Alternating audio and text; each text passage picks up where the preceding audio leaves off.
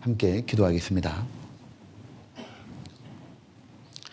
아버지 하나님, 오늘 또 저희들의 발걸음을 이 귀한 장소로 부르신 것을 감사합니다.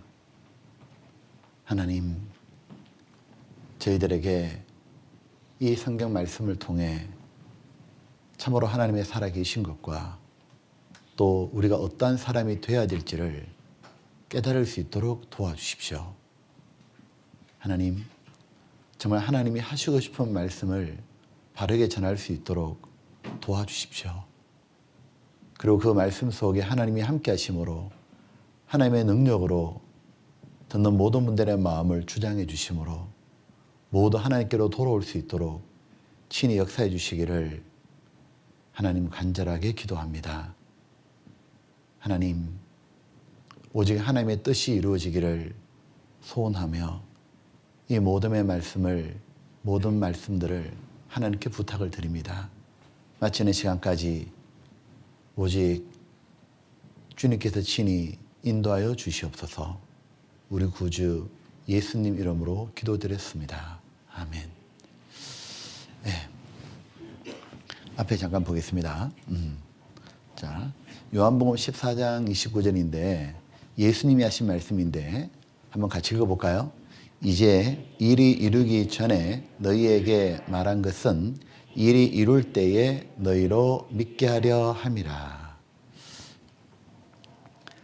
예전에는 편지를 많이 주고받았죠. 손편지도 좋고 요즘은 그냥 카톡으로 다 끝나죠. 문자로 짧게. 참 옛날에는 편지를 받으면 참 설렜던 것 같아요. 편지를 받아보면 그 편지 봉투 뜯을 때 그 설렘이 있잖아요. 그죠? 이 성경은 하나님이 사람에게 보내주신 편지와 같습니다. 우리는 편지를 받아보면 봉투를 뜯고 내용을 읽어보잖아요. 읽어보면 보낸 사람의 마음, 인품, 지적 수준, 어떤 계획을 가지고 있는지 모두 이해할 수 있죠. 마찬가지로 우리가 성경을 자세하게 배울 때 하나님이 어떤 분이시고 어떤 계획을 가지고 계시고 정말 하나님이 살아계시는구나. 그걸 모두 알고 믿게 되는 겁니다. 그래서 하나님을 믿는다라는 건 막연한 게 아니고요. 성경의 내용을 믿는다는 거예요. 하나님의 말씀으로 자신을 계시하셨기 때문에 곧 내가 하나님을 믿는 건 성경을 믿는 겁니다. 누구든지 간에 교회를 한 번도 안 다녔다 할지라도 성경을 정직한 마음으로 진지하게 배우잖아요. 다 하나님을 믿게 돼 있어요. 하나님은 우리에게 믿음을 주시는 것이 하나님의 뜻입니다. 그래서 하나님은 우리에게 확실한 믿게 하시려고 믿음을 주시려고 성경에다가 하나님은 바로 장래의 일을 기록하신 거예요. 예언을 담아두신 거예요. 자, 앞에 말씀 보시죠. 예수님이 이렇게 말씀하셨죠. 이제 일이 이루기 전에 너에게 말한 것은 미리 말씀하셨다 그 말이죠. 장래일을 미리 말씀하신 이유가 뭐냐? 일이 이룰 때에 그 장래일이 성취되는 걸 볼 때에 너희로 믿게 하려 함이라. 그러니까 하나님의 목표는 우리에게 믿음을 주시는 거예요. 그렇기 때문에 성경은 우리가 진지하게 배우면 믿어지도록 되어 있는 거예요. 특별히 이 성경이 하나님 말씀이란 가장 확실한 증거는 바로 예언입니다. 예언. 사람은 앞날을 전혀 모르잖아요. 아무리 똑똑한 사람도 내일 일을 장래를 모르죠. 하물며 세계가 어떻게 흘러갈지를 어떻게 알겠냐고. 그 부분은 신의 영역이죠. 왜 이 성경이 사람이 지어낸 게 아니고 신이 주신 말씀이냐. 신만이 쓸 수 있는 내용을 기록하신 거예요. 즉 이 성경에 장래를 쫙 말씀하신 거예요. 이 성경책이 두껍잖아요. 이 중에 3분의 1이 모두 예언입니다. 이 성경에는 크게 3가지 종류의 예언이 나와요.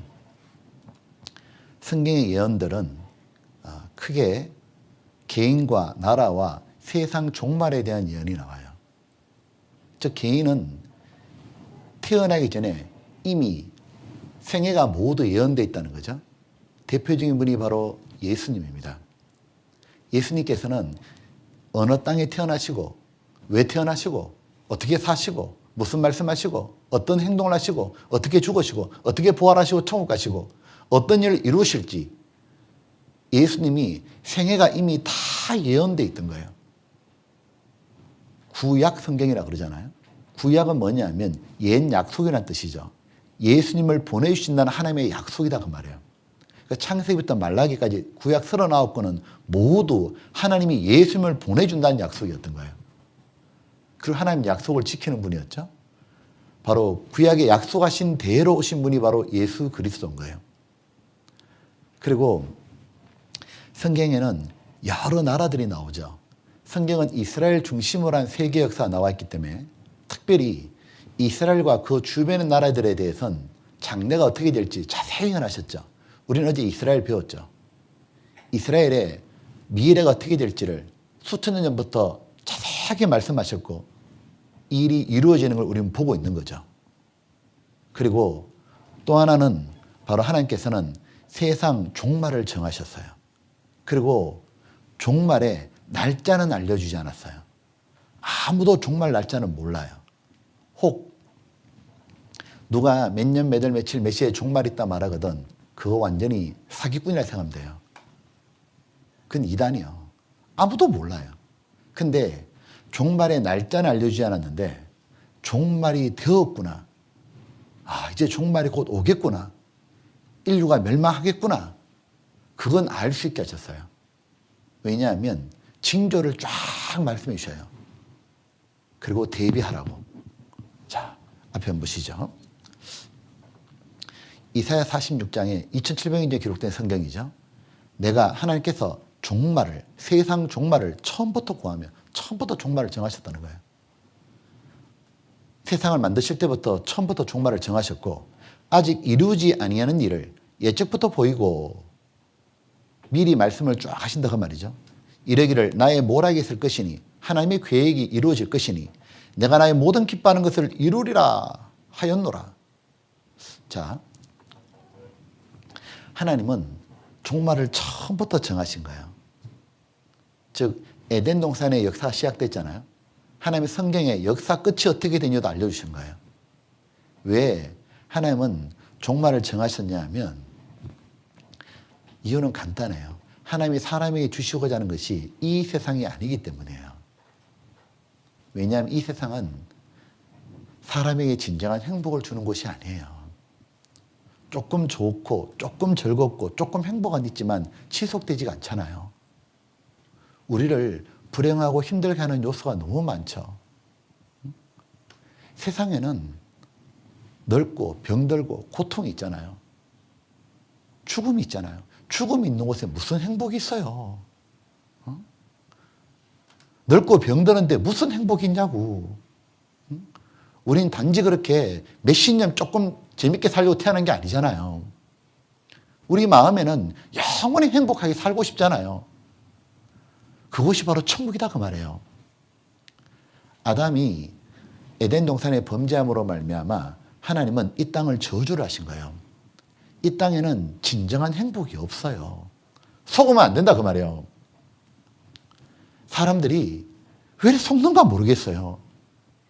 마치 이 땅이 전부인 것처럼 그냥 죽으면 아무 일도 없는 것처럼 완전히 속았잖아요. 이 땅이 천년만년 가는 것처럼 이 땅에다 마음 두고. 하나님이 사람을 얼마나 사랑하시는데요. 사람이 주시고자 한 것은 하나님만이 누리시는 영원한 영광이 있는 천국을 주시려고 그러는 거예요. 왜 에덴 동산에 시작한 역사를 어제 배운 대로 러시아가 이스라엘 공격하면서 세계는 핵전쟁이 터지죠. 이렇게 종말을 맞잖아요. 왜 역사를 시작하고 끝내느냐? 이유는 간단해요. 역사 속에 태어나는 사람들 중에 천국 가는 사람을 뽑는 과정이에요. 우리 이 땅에 왜 태어났냐 하면 천국 가기 위해서 태어난 거라고요. 그래서 이거 아셔요? 내가 정말 천국 간다는 확신을 얻지 못하잖아요. 그러면 항상 허무하고 죽음 앞에 가잖아요. 살았다 생각된다고. 왜요? 태어난 목적을 못 이룬 거예요. 아무리 돈을 벌어 보십시오. 아무리 출세해 보십시오. 불안감이 떨쳐지는가? 아무리 내가 사람들이 알아주는 사람이 되면 뭐 할 거예요? 내가 죽잖아요. 어쩔 줄 몰라 한다니까요. 왜 그럴까? 태어난 목적을 이루지 못한 거예요. 어부가 멀리 이제 바다를 나가가지고 만선의 꿈을 꾸고 그물을 던졌어요. 일주일 동안 그물을 던졌거든요. 이제 드디어 항구로 돌아오는 거예요. 백고동설이 울리면서 쫙 돌아올 때 만선의 꿈을 가지고 나갔으니까 사람도 다 그렇게 기다리지 않겠냐고. 근데 한 마리도 못 잡았어. 얼마나 허무해요. 인생이 똑같지 않아요? 뭔가 잡아보려고 그물 던졌잖아요. 새벽부터 일어나서 도시락 사들고 뒤도 안 들어보고 자식 키우고 열심히 살았잖아요. 그런데 죽을 때 뭐라 그래요? 야, 아무것도 없네. 빈손이네. 공설에 공석이네. 왜? 태어난 게 고생하려고 태어난 것도 아니고요. 자식 키우려고 태어난 것도 아니에요. 사람이 이 땅에 태어난 이유는 하나님이 준비하신 영원한 천국에 들어가기 위해서 태어난 거예요. 그것이 내가 얻지 못하면 절대로 행복이 없다고. 절대로 허무에 빠지는 거예요. 하나님의 뜻은 무엇이냐면 하나님은 세상은 심판하실 건데 그 심판이 임하기 전에 한 사람 한 사람에게 하나님은 영생을 넣어주시려고 그러는 거예요. 그래서 영원한 하나님 나라에 같이 가서 영원히 영광스럽게 살길 원하시는 거예요. 그래서 거기 가기 위해서 가장 먼저 필요한 게 뭐예요? 하나님을 확실히 믿어야 될 거 아닙니까? 성경을 믿어야 되잖아요. 그래서 하나님은 성경을 믿어지도록 기록해 놓으신 거예요. 그게 바로 예언이라는 거예요. 오늘 말씀을 잘 듣잖아요. 믿을 수밖에 없을 거예요. 자, 이 중에서 오늘 우리는 가장 믿기 쉬운 예언을 배우려고 합니다. 바로 세상 종말에 대한 예언이에요. 이 신구약 성경 전체에 걸쳐가지고 세상 종말이 다가오면 일어날 일들이 자세히 기록되어 있어요. 특별히 이 종말에 대해서 가장 많이 말씀하신 분이 바로 예수님이에요. 예수님은 다시 이 땅에 오신다 했거든요. 2000년 전에 초림하셨잖아요. 근데 다시 한번 이 땅을 밟으신다고. 재림입니다. 주님이 다시 오십니다. 주님이 이 땅을 다시 오실 때 그 재림이 곧 종말이에요. 그리고 예수님은 2000년 전에 이렇게 이스라엘 땅을 다니시면서 다시 오신다 약속하시고 이 종말 때 어떤 일이 일어날지 징조를 자세히 말씀해 주셨어요. 그 징조들을 성경에 이렇게 모아놓고 설명한 장들이 있어요. 그걸 종말장이란 말이에요. 재림장이라고 하고 이를테면 마태복음 24장, 누가복음 21장, 마가복음 13장 이런 장들이에요. 그래서 우리가 성경을 한번 자세히 배울 때 어떻게 배우는 게 좋으냐면 한 장을 다 배우는 거예요. 특히 이 마태복음 24장을 배워보잖아요. 그래서 진짜 놀라워요. 자, 마태복음 24장 찾아볼게요. 마태복음 24장 자, 3절입니다. 오늘은 성경 먼저 잠깐 찾아볼게요. 제가 앞에도 보여드릴게요. 24장 3절에 자, 3절. 자, 각자 또 한번 보셔요. 3절에. 자, 예수께서 자, 감람산 위에 앉으셨을 때에 제 아들이 종령이 와서 가로되 우리에게 일어서서 어느 때에 이런 일이 있겠사오며 또 같이 읽어볼까요? 주의 임하심과 세상 끝에는 무슨 징조가 있사오리까 하고 이제 시작이에요. 마태복음 24장이. 자, 이런 내용이죠. 한번 보시죠. 앞에 보면 예수님께서 2000년 전에 감람산 올리브 나무가 많은 산이에요. 저도 가봤거든요. 예루살렘에 있는 산이에요. 이 산에 계시는데 제 아들이 조용히 와서 예수님께 여쭤본 거예요. 세상 끝에는 무슨 징조가 있습니까? 여쭤보자 예수님이 어떻게 하냐면 징조를 쫙 말씀하셔요. 자, 그 내용이 보면 33절 한번 볼게요. 24장 33절. 그 앞까지가 모두 징조를 말해요. 그리고 33절부터 이래 돼 있죠. 자, 먼저 마태복음이 24장이 51절까지 돼 있죠. 근데 33절부터는 요래 돼 있죠. 이와 같이 너희도 이 모든 일을 보거든 모든 징조를 보거든 인자가 예수님이 가까이 곧 문 앞에 있는 줄 알라. 그죠? 그러시고 내가 진실로 너희에게 말하노니 이 세대가 지나기 전에 이 일이 다 이루리라. 천지는 없어지겠으나 내 말은 없어지지 아니하리라. 자, 앞에 한번 보시죠. 앞에 제가 보고 바로 설명할게요. 자, 시간을 줄이기 위해서. 자, 이와 같이 너희도 이 모든 일, 즉 이 모든 징조니까 32절까지가 징조죠. 5절, 이 4절부터 32절까지 징조고, 그 다음, 그때 예수님이 가까이 온 문 앞에 있는 줄 알라. 오신다 그 말이죠. 그리고 내가 진실로 너에게 말하노니 이 세대가 지나기 전에 이 일이 다 이루리라. 이 세대는 징조를 본 세대를 말하잖아요. 징조를 본 그 세대가 살아있을 동안에 주님이 오신다 그 말이죠. 천지는 하늘과 땅은 없어지겠으나 내 말은 없어지지 않으리라. 세상은 없어져도 하나님 말씀은 반드시 이루어진다 그 말이죠. 예수님의 지금 하신 말씀은 반드시 이루어진다 그 말이에요.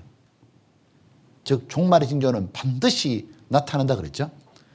그러나 그날과 그때는 아무도 모르나니, 날짜는 모른다 그러죠. 종말 날짜는. 하늘의 천사들도 아들도 모르고 오직 아버지만 아시느니라. 그리고 노아의 때와 같이 인자의 마음도 그러하리라. 노아의 때 한 번 종말을 맞이했죠. 세상이 홍수로 한 번 멸망했잖아요. 그것처럼 또 한 번의 멸망이 있다고 말씀하신 거예요. 그죠? 자, 예수님은 4절부터 32절까지를 어떤 징조들을 말씀하셨을까요? 자, 제가 먼저 한번 요약해 볼게요. 앞에 한번 보세요. 간단히 요약하면 일단 10가지예요. 이렇게 예수님은 종교계에 일어날 일, 국제사회가 어떻게 될지, 자연계에 무슨 일이 벌어질지, 사회적으로 어떤 일이 날지, 인간의 도덕은 어떻게 될지, 그리고 가장 이 징조의 핵심이 뭐냐? 마지막 10번째예요. 뭐라고 돼 있죠? 회복. 뭐가 회복이에요? 이것이 잘 봐요. 24장 15절부터 32절까지예요. 오탄데 32절까지가 모두 회복에 대한 징조예요. 무슨 회복이냐? 이스라엘의 회복이라고 말씀하시는 거예요. 즉 예수님의 이 종말 징조의 핵심이 뭐냐면 이스라엘의 회복이에요. 즉 이스라엘이 나라를 되찾고 회복된다는 게 뭐냐면 종말의 가장 중요한 징조다 그 말이에요. 그런데 이스라엘이 AD 70년에 나라가 멸망했잖아요. 그리고 전 세계 뿔뿔이 흩어져 가지고 2000년간 저주받았잖아요. 2차 세계대전 때는 히틀러에서 600만 명이 죽고 그 이스라엘이 회복이 안 될 줄 알았다고. 남은 인구 300만 밖에 안 됐는데. 근데 우리 시대에 기적 같은 일이 벌어졌죠. 우리 어제 배웠죠. 1948년 5월 14일 날 이스라엘이 독립하더니 강한 나라가 됐잖아요. 그죠? 자, 바로 이 징조의 핵심이 이스라엘 회복인 거예요. 그리고 나머지 징조들을 쫙 말씀하신 거예요. 자, 먼저 이 징조들을 우리 하나씩 배우기 전에 한 가지 여쭤볼게요. 자, 저 여쭤보기 전에 여기 히터 좀 꺼줄래요? 앞에. 입술이 계속 말하는 것 같아요. 자, 이제 왜 제 아들은 예수님께 여러 가지 궁금한 게 많았을 텐데 왜 종말의 징조를 물어봤을까요? 3분단. 자, 그래도 온라인보다 오프라인 오신 분이 더 귀하죠. 자, 왜 종말의 징조를 물어봤을까요? 한번 생각해 보세요. 왜 물어봤을까? 여러분 같으면 왜 물어볼까요? 그냥 지적 호기심 때문에 물어본 겁니까? 아닙니다. 왜 물어봤냐 하면 그들은 너무 무서웠다고요. 예수님은 빈말을 안 하시잖아요. 예수님이 말씀하시는 그 징조들이 자기들이 살아있을 동안에 하나씩 하나씩 나타나면 이게 얼마나 두려운 거예요. 그러면 자기들이 살아있을 동안에 세상이 끝난다 그 말이에요. 얼마나 무서웠겠냐고. 근데 그 제 아들이 살아있을 동안에는 그 예수님의 징조가, 말씀하신 징조가 다 나타나질 않았어요. 그리고 2000년이 지나가서 우리 시대가 됐어요. 우리 시대 예수님이 말씀하신 징조들이 다 나타났을까요? 만약에 만약에 우리가 지금부터 확인할 거거든요. 하나씩 하나씩 나타나면 우린 진짜 두려운 거예요. 왜냐하면 우리가 살아있을 동안에 종말이 오는 거예요. 그리고 만약에 다 나타났다면 그때는 어떻게 해야 되죠? 무조건 믿어야 돼요. 그때는 뒤도 돌아보지 말고 무조건 믿어야 돼요. 그게 지혜로운 사람이에요. 왜요? 안 믿으면 자기만 지옥 가요. 사람들은 믿는 걸 오해해요. 자기 마음이 내키면 때가 되면 내가 믿을게. 그 믿음이 무엇인지 전혀 모르시는 거예요. 믿음은 자기가 결정하는 게 아니에요. 믿고 싶고 이게 중요한 게 아니다 그 말이에요. 자기 마음이 중요한 게 아니라 팩트냐 아니냐가 중요한 거예요. 사실이면 믿어야 되고 사실이 아니면 아무리 분위기 좋아도 따라가면 안 되는 거예요. 우리는 이성이 있잖아요. 판단할 수 있잖아요. 내가 확실한 증거가 있으면 그때는 무조건 믿어야 돼요. 그죠? 그러므로 우리는 오늘 우리가 확실한 태도를 취해야 됩니다. 믿을지 안 믿을지. 그렇기 때문에 확실한 성경이 정말 이 말씀이 이루어지는지를 확인해야 돼요. 정확하게 확인하셔야 됩니다. 아시겠죠? 자, 마태복음 24장 자 먼저 볼게요. 여기 4절, 5절입니다. 4절, 5절. 그냥 화면 볼게요. 온라인 있는 분 계시니까 앞에 보시죠.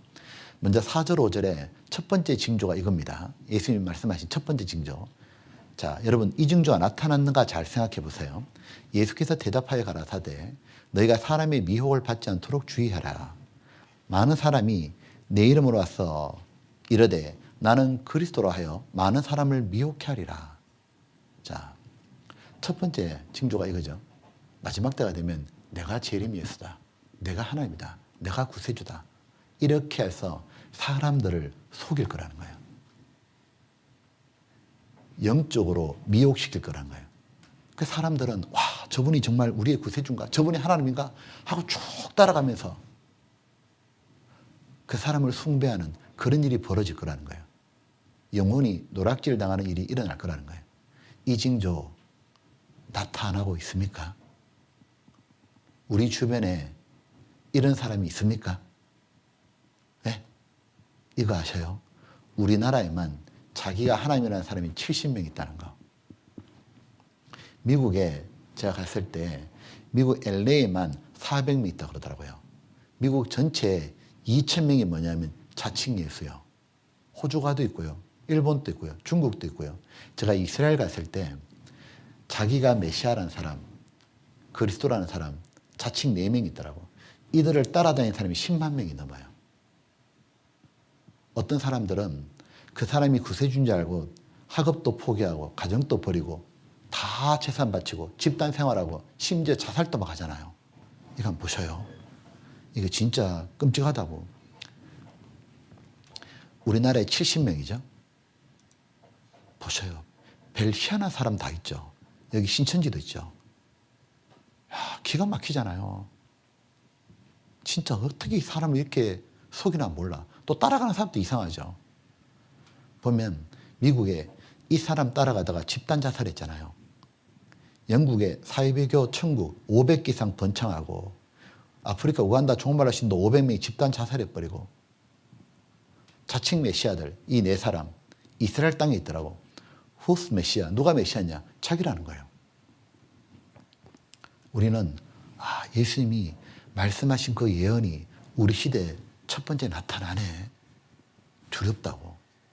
두 번째 보셔요. 예수님이 7절로 8절에 뭐라 말씀하시냐면 민족이 민족을 나라가 나라를 대적하여 일어나겠고 국제사회의 분쟁이다 그 말이죠. 두 번째는 첫째 세계 곳곳에 기근 굶주림과 지진이 있으리니 이 모든 것이 재난의 시작이니라. 이건 이미 시작됐죠. 자, 지구촌 곳곳에 유혈 종족 분쟁이다.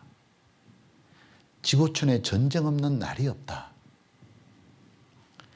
분쟁의 세계지도 이런 책이 있습니다. 여기 보면 분쟁이 중동, 아시아, 유럽, 아프리카, 라틴 아메리카 전 세계 전부 다죠. 제가 간단하게 말씀드리면 분쟁 없는 지역이 있던가요? 없습니다. 우리나라만 해도 일본 간의 갈등이 있죠. 북한 간의 갈등이죠. 우리나라도 중국과 갈등이 있습니다. 일본과 중국 간의 갈등이 있죠. 가장 갈등이 심한 곳은 중동이죠. 이스라엘과 아랍 간의 갈등이죠. 아프리카는 맨날 전쟁하죠. 러시아는 체첸 그루지아 갈등이죠. 미국은 세계 경찰로 나서죠. 그런데 우리 시대 갈등의 중심이 있는 나라가 중국이죠. 중국은 중국몽이 있잖아요. 중국이 최강의 나라가 되고자 패권을 잡고 싶어가지고 남중국해를 진출하죠. 그게 부딪히는 게 필리핀, 말레이시아죠. 그리고 대만 또 잡아 삼키려고 하죠. 인도하고도 계속 갈등하죠. 결국 중국은 미국과 패권 전쟁하죠. 통상 무역 전쟁 하잖아요. 보면 이거 한번 보셔요.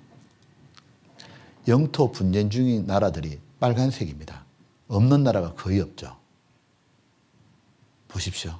중국이 그 갈등의 지금 중심에 돌았죠. 그리고 미중 통상 분쟁, 패권 전쟁의 전조인가? 주변국 불안 키우는 중국 군사비 정액. 그 다음에 러시아 방아쇠 당길 수 있는 상황이다.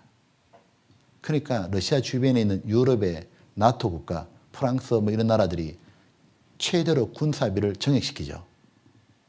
아마 봐봐요. 세계 강국들이 군사비를 계속 키워요. 미국의 트럼프도 군사력을 증강했죠. 왜 이럴까요?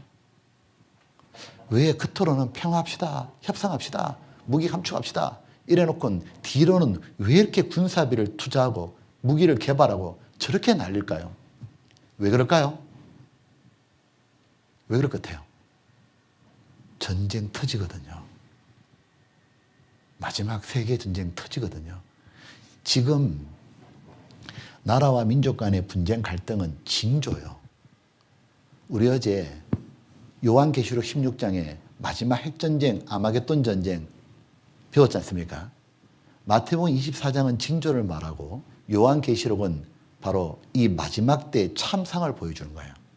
이렇게 나라 간의 미국과 중국 간의 갈등, 러시아와의 갈등, 계속 민족과 나라 간의 갈등이 있다가 결국 마지막에 뭐냐? 전쟁 터져요.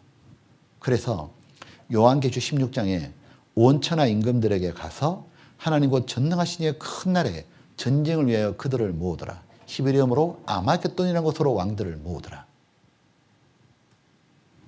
전쟁 터지는 거예요. 근데 갈등이 계속 있잖아요. 자, 두 번째 징조가 쫙 나타났죠. 자, 그리고 세 번째, 곳곳에 기근과 지진이 있으리니. 기근은 굶주림이죠. 우리는 배고프지 않죠. 근데 전 세계에 정말 굶주림이 일어납니까? 가장 심한 곳이 어디입니까? 아프리카입니다.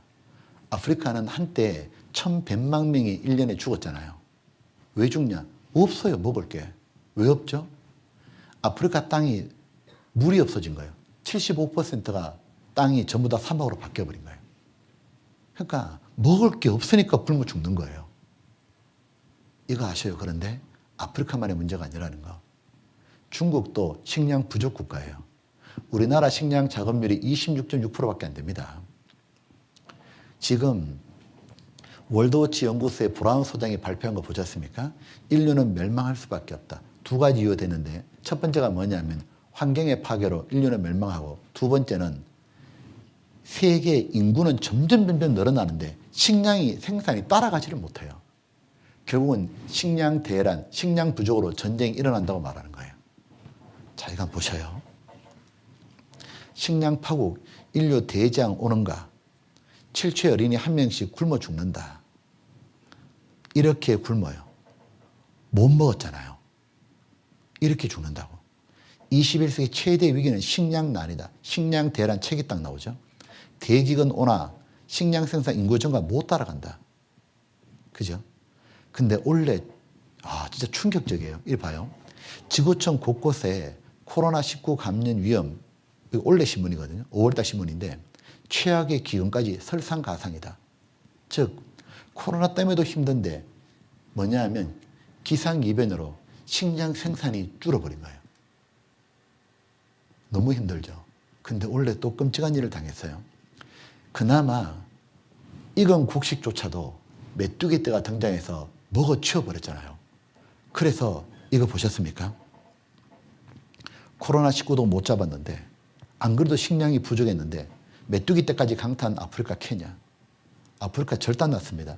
메뚜기 떼가 등장했는데 너무 큰 메뚜기 떼야. 이렇게 오는데 문제는 아프리카에서만 발생한 게 아니에요. 정말 희한하더라고요.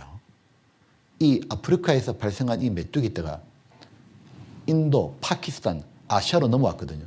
중국도 자체적으로 또 발생했어요. 근데 끔찍한 건 남미에서 발생했어요. 브라질, 아르헨티나.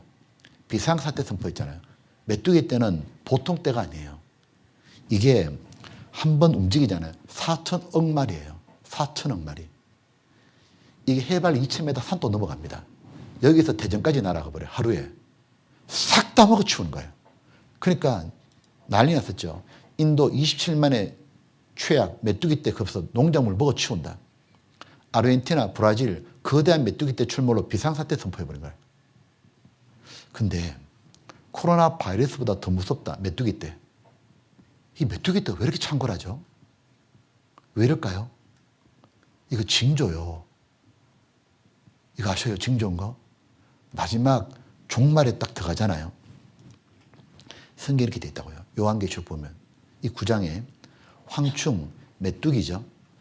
연기 가운데로부터 땅 위에 나오매 저희가 땅에 있는 정갈의 근세와 같은 근세를 받았더라. 정갈의 근세가 뭐냐면 정갈의 소이면 사람이 죽을 것처럼 고통스럽답니다. 이 메뚜기 떼가 어떤 고통을 줄지는 잘은 모르겠습니다. 정말 뭐 사람을 팍 쏠지 아니면 식량을 싹 먹어치워가지고 죽을 것 같은 고통을 줄지. 근데 이 메뚜기 떼가 나타난다고 돼 있잖아요. 근데 이 보셨어요? 연기 가운데로부터 땅 위에 나오매 이게 이번 메뚜기 떼 보면 딱 요렇게 됩니다. 한번 보셔요.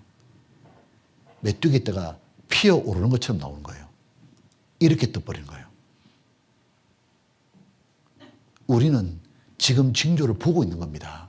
그리고 또 하나 네 번째가 지진이 있으리니 그랬죠. 이건 뭐 실감나죠. 그죠?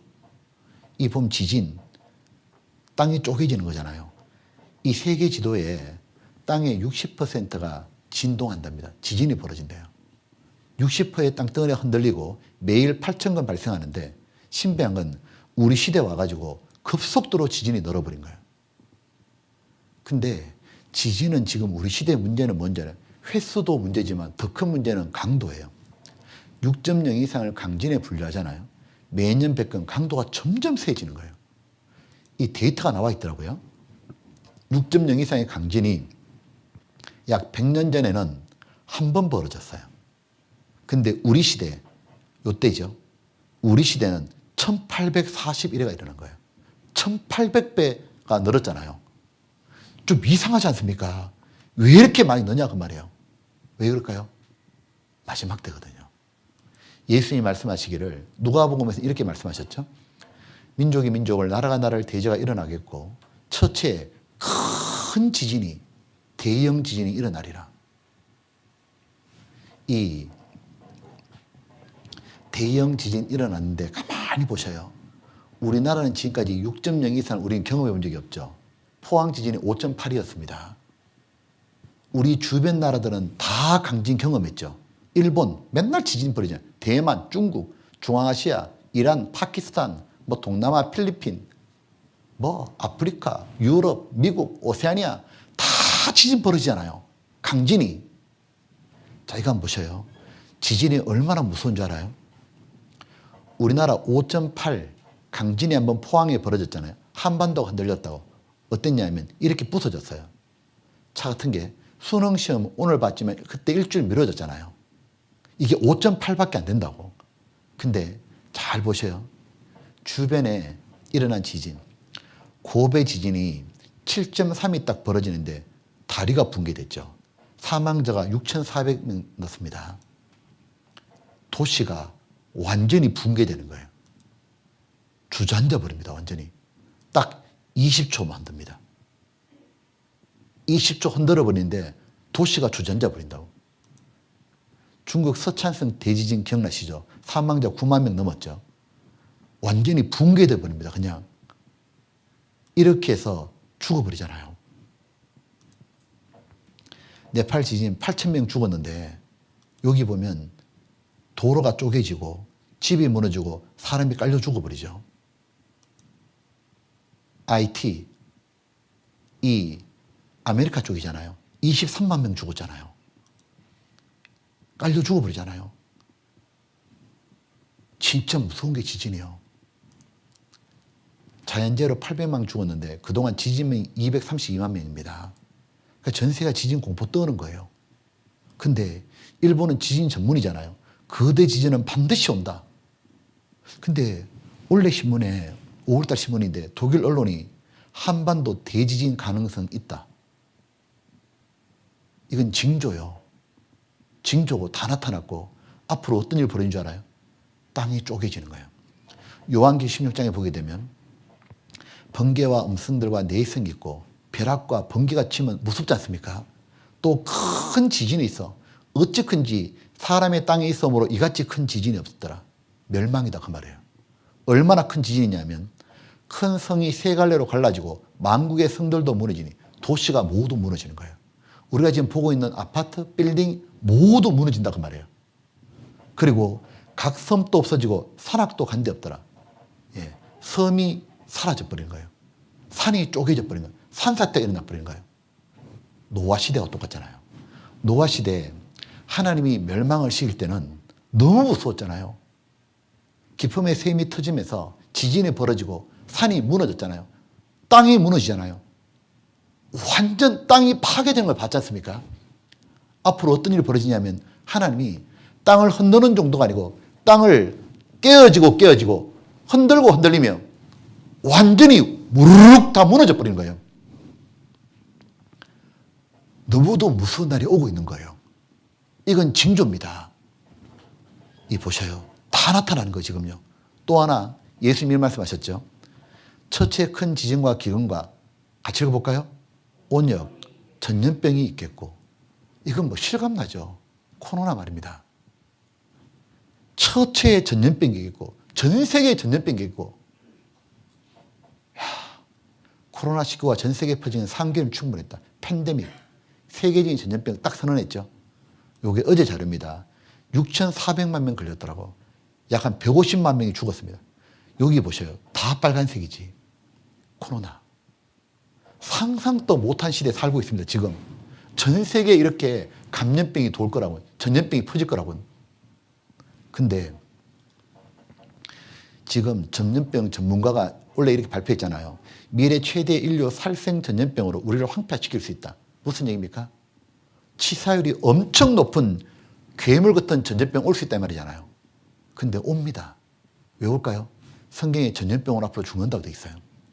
요한계시록 6장에 보면 이제 종말의 참상에 내가 봄에 청황색 말이 나오는데 청황색은 병자의 색깔이라 그러잖아요.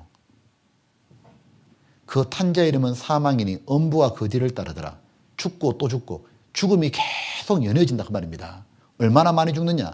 저희가 땅 4분의 1의 근세를 받아 전체 인구의 4분의 1이 죽는 거예요.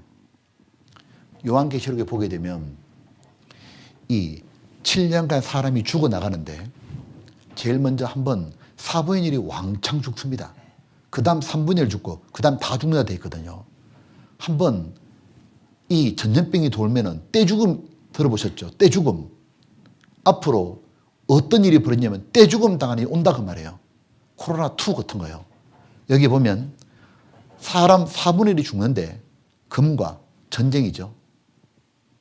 그 다음에 흉년과 식량 부족이 오는 거예요. 그리고 먹을 게 없으니까 면역력이 더 약할 거 아니에요. 그 다음에 사망과 요 사망이 영어로 플레이그라고 되어 있습니다. 온역 전염병이다 그 말이에요. 땅의 짐승으로 죽이더라. 이렇게 전염병이 와가지고 죽는다고. 헬라 말도 전염병입니다. 야, 만약에요.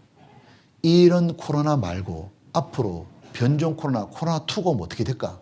근데 치사율이 높은 코로나2가 오면 어떻게 될까? 이렇게 전 세계에 퍼져버리면 떼죽음이 뭔지 경험한다고. 앞으로 온다 그 말이에요. 이거 진짜 무섭다니까요. 근데 지금 말하잖아요. 공포의 변종 코로나 나온다고 이제. 이거 보셨어요? 괴물 바이러스 경고하잖아요. 어떻게 경고하냐? 코로나와 메르스가 합쳐진 거. 최악의 조합. 왜 최악의 조합이냐? 코로나 전염력의 메르스 치사율. 이거 보면 메르스와 코로나가 합쳐지는 거. 얼마든지 가능합니다. 왜 가능하냐면 메르스는 낙타에서 온 거죠. 코로나는 박쥐에서 온 건데 낙타에서 온 메르스도 결국 박쥐에서 온 겁니다. 우리가 지금 코로나19 바이러스나 메르스 바이러스나 다 코로나 바이러스의 종류입니다. 그래서 이런 일이 벌어지죠. 무엇이냐면 합쳐질 수 있는 바이러스 얼마든지 올 수 있다. 사우디에 메르스 환자가 나왔는데 거기에 코로나가 돌아버린 거예요. 한 사람 몸에 메르스, 코로나 같이 들어가서 합쳐질 수 있다고 말해요. 그러면 이것이 만약 퍼져버리잖아요. 코로나의 강력한 전파력에 치사율이 메르스가 몇 프로냐? 약 40%입니다. 그러면 이건 완전 떼죽음이요. 보면 메르스가 37%, 코로나 감염력 우리가 실감하잖아요. 합쳐졌다가는 메르스 치사율에 코로나 감염이 있는 신종 돌연변이 반응서가 나온다면 떼죽음이요. 완전히. 보면 우리는 좀 너무 무서운 시대에 살고 있는 거예요. 다 나타나는 거예요. 또 하나, 이제 무서운 일과 하늘로의 큰 징조들이 있으리라. 아유, 세상이 심상치가 않아요. 하늘에 심상치가 않아. 왜? 기상이변이 너무 많아요. 지구에 원래 우리는 완전 폭탄 같은 홍수를 맞았잖아요. 아시아 쪽은. 유럽 쪽은 비가 한 방울도 안 와서 폭염이 일어났죠. 그리고 비가 와도 너무 많이 오고 너무 메마르고 추우면 너무 춥고 너무 덥고 폭풍이 와도 태풍이 와도 너무 큰 게 오잖아요. 미국에 태풍이 오는데 들어보셨습니까? 500만 명이 대피했다고. 500만 명이면 얼마예요? 우리나라에 500만 명 있는 도시 서울 빼고 없잖아요. 인천, 대구, 부산 500만 안 됩니다. 그 인구가 대피했다니까. 토네이도가 와도 너무 많이 오잖아 지금요. 도대체 왜 이러냐고 말이에요. 왜? 기상학자들은 과학자는 쫙 발표하죠. 이유가 뭐냐? 인간이 지향을 초래했다. 이유는 바로 기후온난화 때문에, 지구온난화 때문에. 지구가 너무 뜨거워져 가지고 사람도 38도, 39도, 40도 체온이 올라가면 들어 누워야 되잖아요. 열나고 난리잖아요. 지구가 열이 나니까 어떤 일이 벌어지냐? 별 희한한 기상일이 다 벌어진다고 말해요. 근데 절망적인 게 있어요. 이 지구온난화를 못 잡는다고 말하잖아요. 왜 못 잡습니까? 이 뜨거워지면 식혀주는 게 뭐냐면 얼음찜질이죠. 지구를 식혀주는 게 뭐냐면 남극, 북극의 빙산인데 그 남극, 북극의 빙산이 없어졌잖아요. 다 녹아버렸잖아요. 지금요, 기상학자들이 발표한 거 들어보셨어요? 어떤 학자들이 말하잖아요. 지구는 2050년을 못 간다고. 잘 보셔요. 기상이변 지구는 불길하다. 잇따른 자연재해 지구가 심상치 않다. 지구가 난폭해졌다. 갈수록 대형하고 전 세계 홍수 강하고 찾아진다. 이유가 뭐냐? 온실효과. 빙산이 없어졌어요. 모두 호수로 바뀌었죠. 빙하 전문가 2030년 북극 얼음 사라진다. 이제 늦었다. 잘 좀 보셔요. 올해 신문이잖아요. 이런 거 처음 봤다. 완전히 당겨버렸잖아요. 근데 한중 이런 홍수고 유럽은 폭염이고 지구촌 기후장애 몸살이다. 올해죠, 올해. 미국은 54도까지 올라가 버린 거예요. 지구가 타고 있죠. 이거 보셨어요? 미국이 비상사태 선포한 거 캘리포니아주. 캘리포니아가 엄청 큰 주입니다. 우리나라보다 6배 더 큰가 그럴 거야 아마. 축구장 10,000개의 면적이 불타버린 거예요. 이게 자연 발화라는 거 아셔요? 캘리포니아에 산이 있잖아요. 비가 안 오니까 나무끼리 부딪혀서 불 붙어버린 거예요. 아니, 산에 나무와 풀이 타버린다니까요. 근데 더 끔찍한 일이 벌어졌죠. 폭염에 펄펄 끓는 러시아, 시베리아. 시베리아는 원래 추운 벌판이잖아요. 근데 이상고온에 산불까지 이중고다. 뜨거워지는데 비가 안 오니까 산불 나버린 거예요. 이 보셨어요? 불타는 시베리아 산림. 연일 잿더미다. 이 사람 하는 말이 지구상의 가장 추운 곳인데도 6월에 38도 기록했습니다. 그러더니 요거 잘 보셔요. 뜨거워진데 산불 나는데 온실가스 나오잖아요. 기온 상승하죠. 악순환이 계속되는 거예요. 근데 지구촌 꺼지지 않는 지구여파 아마존 산불. 지구여파가 아마존 산림이죠. 산불 나버린 거예요. G7, 세계 가장 강한 나라 G7 국가들이 진화도끼를 결정했다. 지구 곳곳에 뭔 일이 벌어지냐면 산이 타는 거예요. 나무와 풀이 타버리고 있는 거예요. 근데 이거 보셨어요? 호주 산불 난 거. 국가 비상사태 선포했는데 이만큼 탔습니다. 이 호주 땅 다 탔습니다. 보셨습니까? 6개월 동안 탔습니다. 사람이 못 겁니다, 이거. 그래서 서울 100배 면적이 삼켜버렸다고. 야생동물 10억 마리가 죽었어요. 근데 요한계시록에 이게 나옵니다. 깜짝 놀랐다고요. 여기 보면 불이 나서 땅에 쏟아지며 땅의 3분의 1이 타서 쌓이고 불에 전부 타버리고 수목의 3분의 1도 타버리고 각종 푸른 풀도 타버리라. 예전에 제가 이 성경 보면 이해 안 됐습니다. 이제 이해된다니까요. 앞으로 어떤 일이 벌어지냐면 땅의 3분의 1이 타버려가지고 나무와 풀이 타버린다고. 근데 지금 러시아 타잖아요. 호주 타잖아요. 미국 타잖아요. 아메리카 타잖아요. 다 불 타버리잖아요. 사람이 불을 지르는 게 아닙니다. 자연 발화라고. 너무 메마르니까 부딪히면서 불 나버리잖아요. 지금 이대로 다 되고 있습니다. 보셔요. 신종 코로나, 메뚜기 때, 이상기후까지 지구촌 곳곳에 지향 창궐이다. 옥스퍼드 사진이 올해의 단어가 기후 비상사태입니다. 기후변화, 동식물 멸종, 회복 불가능 수준이다. 우리의 생태가 죽어가고 있다. 이대로 가면 종말 맞는다. 위기지구. 그리고 또 하나 무슨 일이 벌어졌죠? 유럽에 달이 떴는데 핏빛 달이 뜨는 거예요. 이걸 블러드문이라고 그러죠. 이거 보고 유럽 사람들이 너무 무서웠잖아요. 왜냐하면 성경에 나와 있죠. 요엘서에 보게 되면 여호와의 크고 두려운 날, 마지막 종말의 날입니다. 하나님의 심판의 날이 이르기 전에 해가 어두워지고 달이 핏빛같이 변하려니와. 달이 한 번씩 핏빛처럼 바뀐다 그 말입니다. 이건데 마지막 종말 가면 달이 핏빛으로 바뀌어 있는 겁니다. 근데 우린 지금 보고 있잖아요. 근데 달만 바뀌는 게 아니에요. 요한계시록 16장에 보게 되면 바다 생물이 다 죽는다고 되어 있습니다. 바다가 곧 죽은 자의 피같이 되니 와, 너무 끔찍하잖아요. 죽은 자의 피 상상해 보셔요. 근데 바다 건데 모든 생물이 죽더라.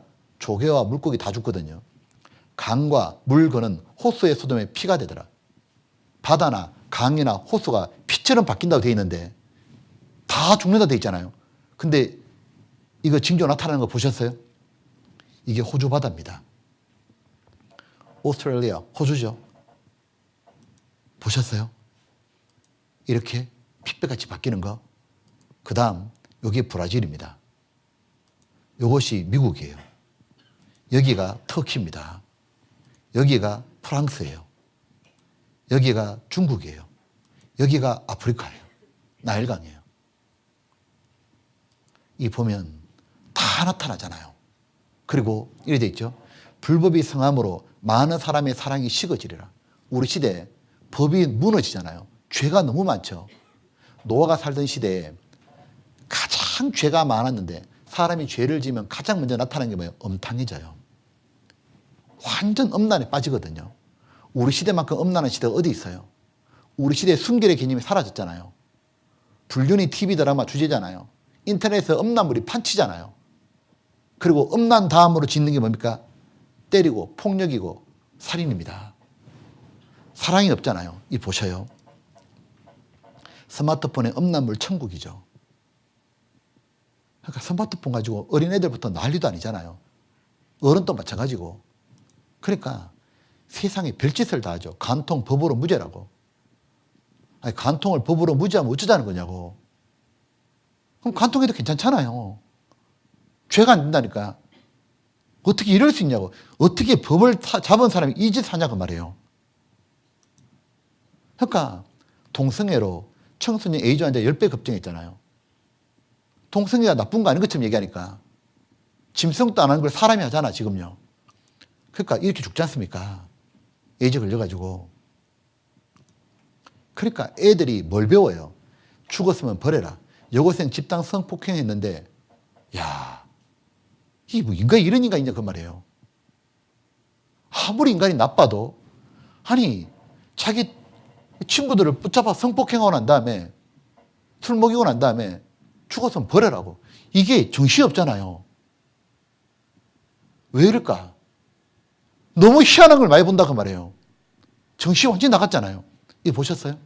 여학생, 중학생들이 소주병과 철골로 자기 친구 두드려 팬 거 이렇게 해요. 이거 발가벗겨서 팬 겁니다. 그래놓고 난 다음에 어떻게 하는 줄 알아요? 후배를 이렇게 때려놓고 난 다음에 이거 스마트폰 딱 찍어요. 그리고 카톡이나 페이스북에 올려요. 뭐라고 올린 줄 알아요?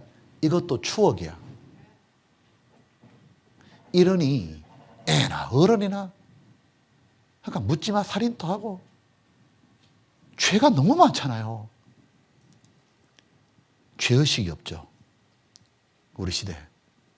근데 끔찍한 건 요한계시록 보게 되면 마지막 때 죄의식이 없습니다. 손으로 행한 일을 회개하지 아니하고 살인과 복술과 음행과 도둑질을 회개하지 아니하더라. 점점 우리 시대 사람들 있잖아요. 이런 집회 딱 듣잖아요. 제가 구원받을 때만 해도 이 중간에 이미 두려웠습니다. 그리고 한 번 듣고 거의 다 구원받았습니다. 우리 시대 사람들 있잖아요. 이 성경이 이루어지고 죄 때문에 심판한다 해도 어떤 사람은 아무 감각이 없어요. 왜? 죄에 쩔은 분도 있다 그 말이에요.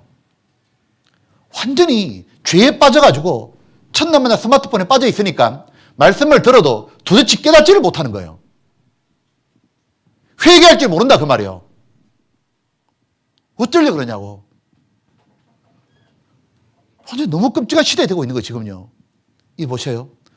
그 다음에 예수님 말씀하시기를 9번째 징조잖아요. 천국 복음이 모든 민족에 전거되기 위하여 온 세상에 전파되니 그제야 끝이 오리라. 예, 성경이 온 세상에 전파된다 말씀하셨는데 맞잖아요. 다 번역돼가지고 아마존 사람도 성경 읽지 않습니까? 그리고 마지막 징조 이스라엘의 회복. 이 말씀대로 1948년 5월 14일 독립하더니 어제 배웠잖아요. 1800 유태인이 세계를 쥐었다 폈다고. 다이세벨 유태인 파워 세계를 지배하고. 예수님이 너희도 이 모든 일을 보거든 가까이 곧 문 앞이는 줄 알라. 자, 정리해 볼게요. 이 모든 일을 보면 그게 종말입니다. 한번 보시죠. 잘 보세요.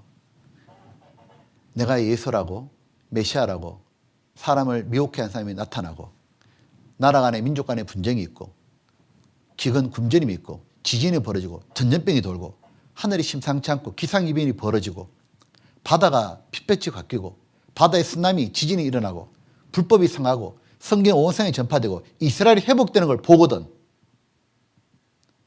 이 모든 일을 보거든.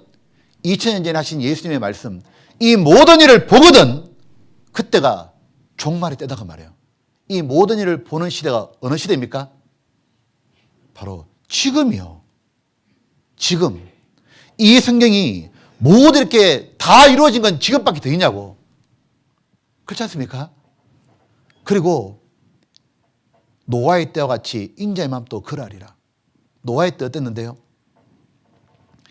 죄도 많이 지었고 또 하나 멸망의 징조를 보고 심판의 경고를 들었어요. 보고 듣고 다 했다고. 심판한다는 말도 들었고 멸망의 징조를 봤죠. 동물들이 탔잖아요. 동물들이 한 상식 종류별로 배에 탔잖아요. 하나님이 심판한다는 징조를 보여줬잖아요. 하나님은 반드시 재앙이 있다는 걸 보여주고 심판하십니다. 근데 사람들 안 타잖아요. 왜 안 탔죠? 관심이 없어요. 홍수전에 노아가 방주에 들어간 날까지 사람들은 먹고 마시고 장가들고 시집가고 있으면서 홍수가 나서 죄를 다 멸하기까지 깨닫지 못하였으니 인자면 또 이와 같으리라. 예수님 오실 때도 이런 일이 벌어진다 그 말이에요. 보면 제가 말했죠. 우리 시대에 정말 끔찍한 일은 뭐예요? 죽음 뒤에 무슨 일이 일어날지를 모르는 무지함보다도 내세에 대한 무지함보다 내세에 대한 관심이 없어요. 인간이 점점 뭡니까? 재밌게 살고 먹고 살다 죽으면 끝인 줄 알아요. 하나님도 모르고 자기 영혼인지도 모르고 하나님 무슨 일 하는지도 모르고 그냥 즐기고 먹고 그래 죽으면 끝이야. 그러면 관심이라도 가져야 되잖아요. 관심이 없다 보니까 말씀을 듣다가 포기하는 사람도 있고 말씀 듣다 졸고 아무 생각이 없는 거예요. 그러니 지금 노아는 방주에 타자고 이제 마지막이라고. 마지막 이 구원의 배 하나밖에 없는 배요. 배가 두 개 또다시 오는 게 아니잖아요. 그때 타야 되는 거였다고. 근데 안 타잖아요. 우리 시대 사회학자들이 뭐라 그럽니까? 우리 시대는 어뮤즈먼트 시대라고. 어뮤즈먼트가 뭐예요? 생각이 없는 시대, 오락의 시대다 그 말이에요. 아무 생각이 없으잖아요. 사람이 점점 사람 같지가 않잖아요. 사람이 점점 짐승처럼 돼가잖아요.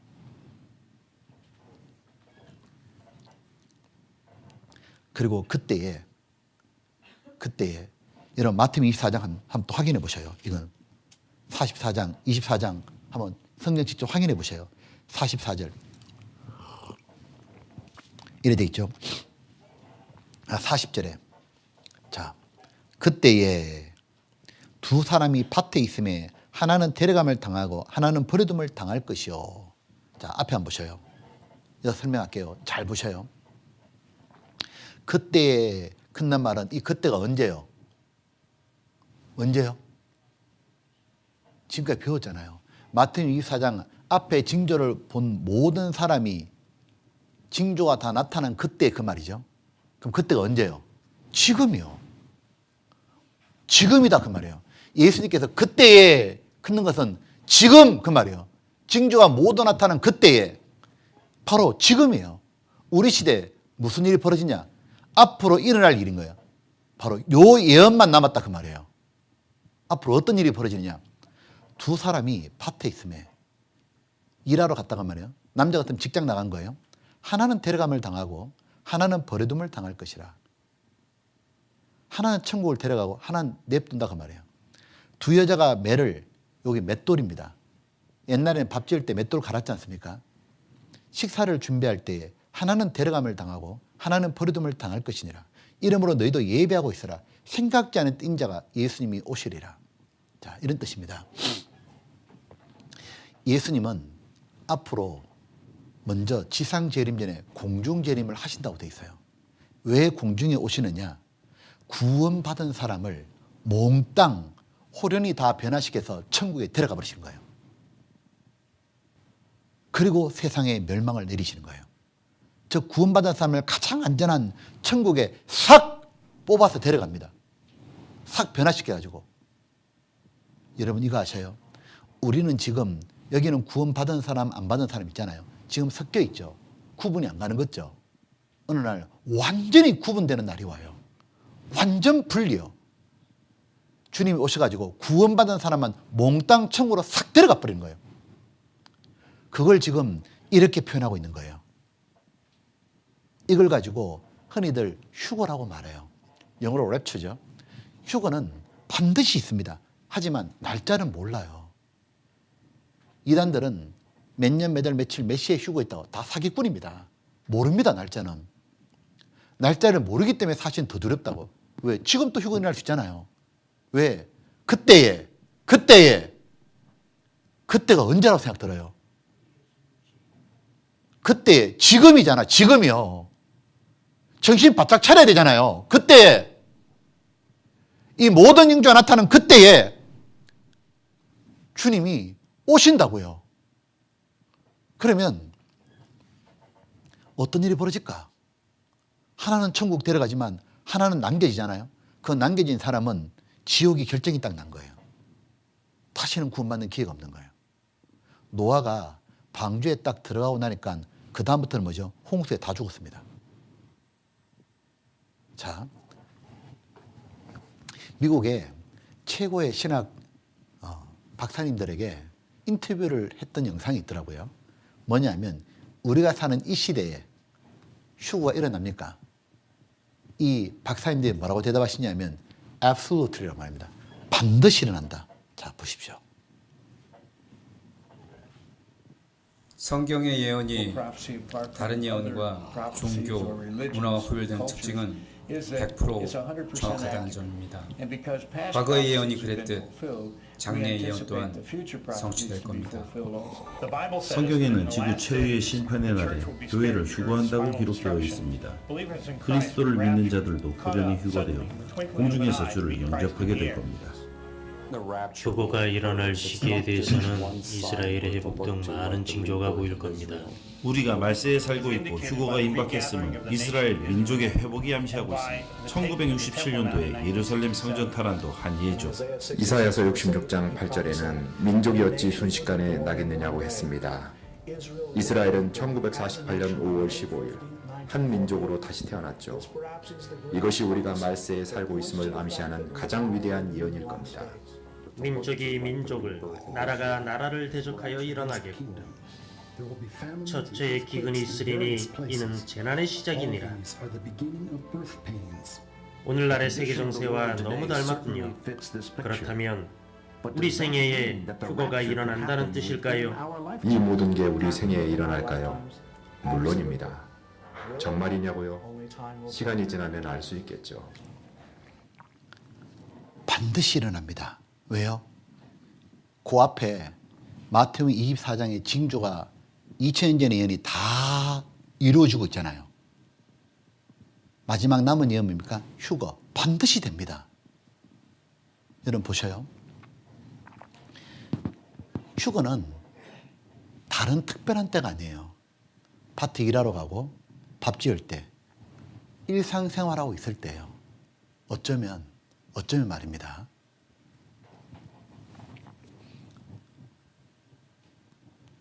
오늘 이 설교가 끝나고 난 다음에 여러분이 집에 가려고 이제 자동차를 문을 열어야 되잖아요. 자동차 문을 딱 열고 키를 딱 돌리려 할 때 휴거 일어날 수도 있어요. 왜요? 그때에 다 나타났잖아요. 아침에 여러분 일어났는데 여러분이 TV를 틀다가 스마트폰을 보다가 뉴스를 보다가 어쩌면 여러분 기절할지 모릅니다. 왜냐하면 전 세계에 구원받은 사람이 사라졌다는 소식이 들릴 거 아니에요. 그때 여러분 구원받지 못한 분들은 어떻게 될까요? 얼마나 당황스럽고 구원을 미루고 있던 분들은 얼마나 땅을 치고 통곡할까? 왜요? 기회는 끝났어요. 다시는 구원받는 기회가 없어요. 지금은 정말 구원의 막차를 타야 돼요. 어쩌면 제가 이렇게 설교하고 있을 때 주님이 오실 수도 있겠죠. 저는 개인적으로는 제가 설교하고 있을 동안에는 주님이 안 오시길 바랍니다. 저는 구원받았기 때문에 천국 갈 수 있어요. 근데 이곳에 지금 말씀을 듣고 있는 분 계시잖아요. 구원받지 못한 분들, 아니면 구원을 미루고 있는 분들, 그분도 어떻게 될까요? 만약에 여러분 눈앞에서 구원받은 사람이 사라졌어요. 이렇게 설교하고 있는데 사라지는데 저가 사라지고 여러분 인도함이 사라져요. 여러분 남겨지잖아요. 어떨 것 같아요? 와, 근데 제가 그런 상상을 하는데 미국에서 제가 상상하는 영상을 만든 게 있더라니까요. 저처럼 어떤 목사님이 마태복음 24장 전체를 설교하시는 거예요. 그리고 징조를 쫙 말씀하시더니 뭘 하시냐면 휴거가 뭐 이번 달에도 이번 주에도 지금 또 일어날 수 있다고 하다가 일어나 버린 거예요. 그 상상의 장면을 보여주는데 나는 너무 섬찟하더라고. 한번 보셔요.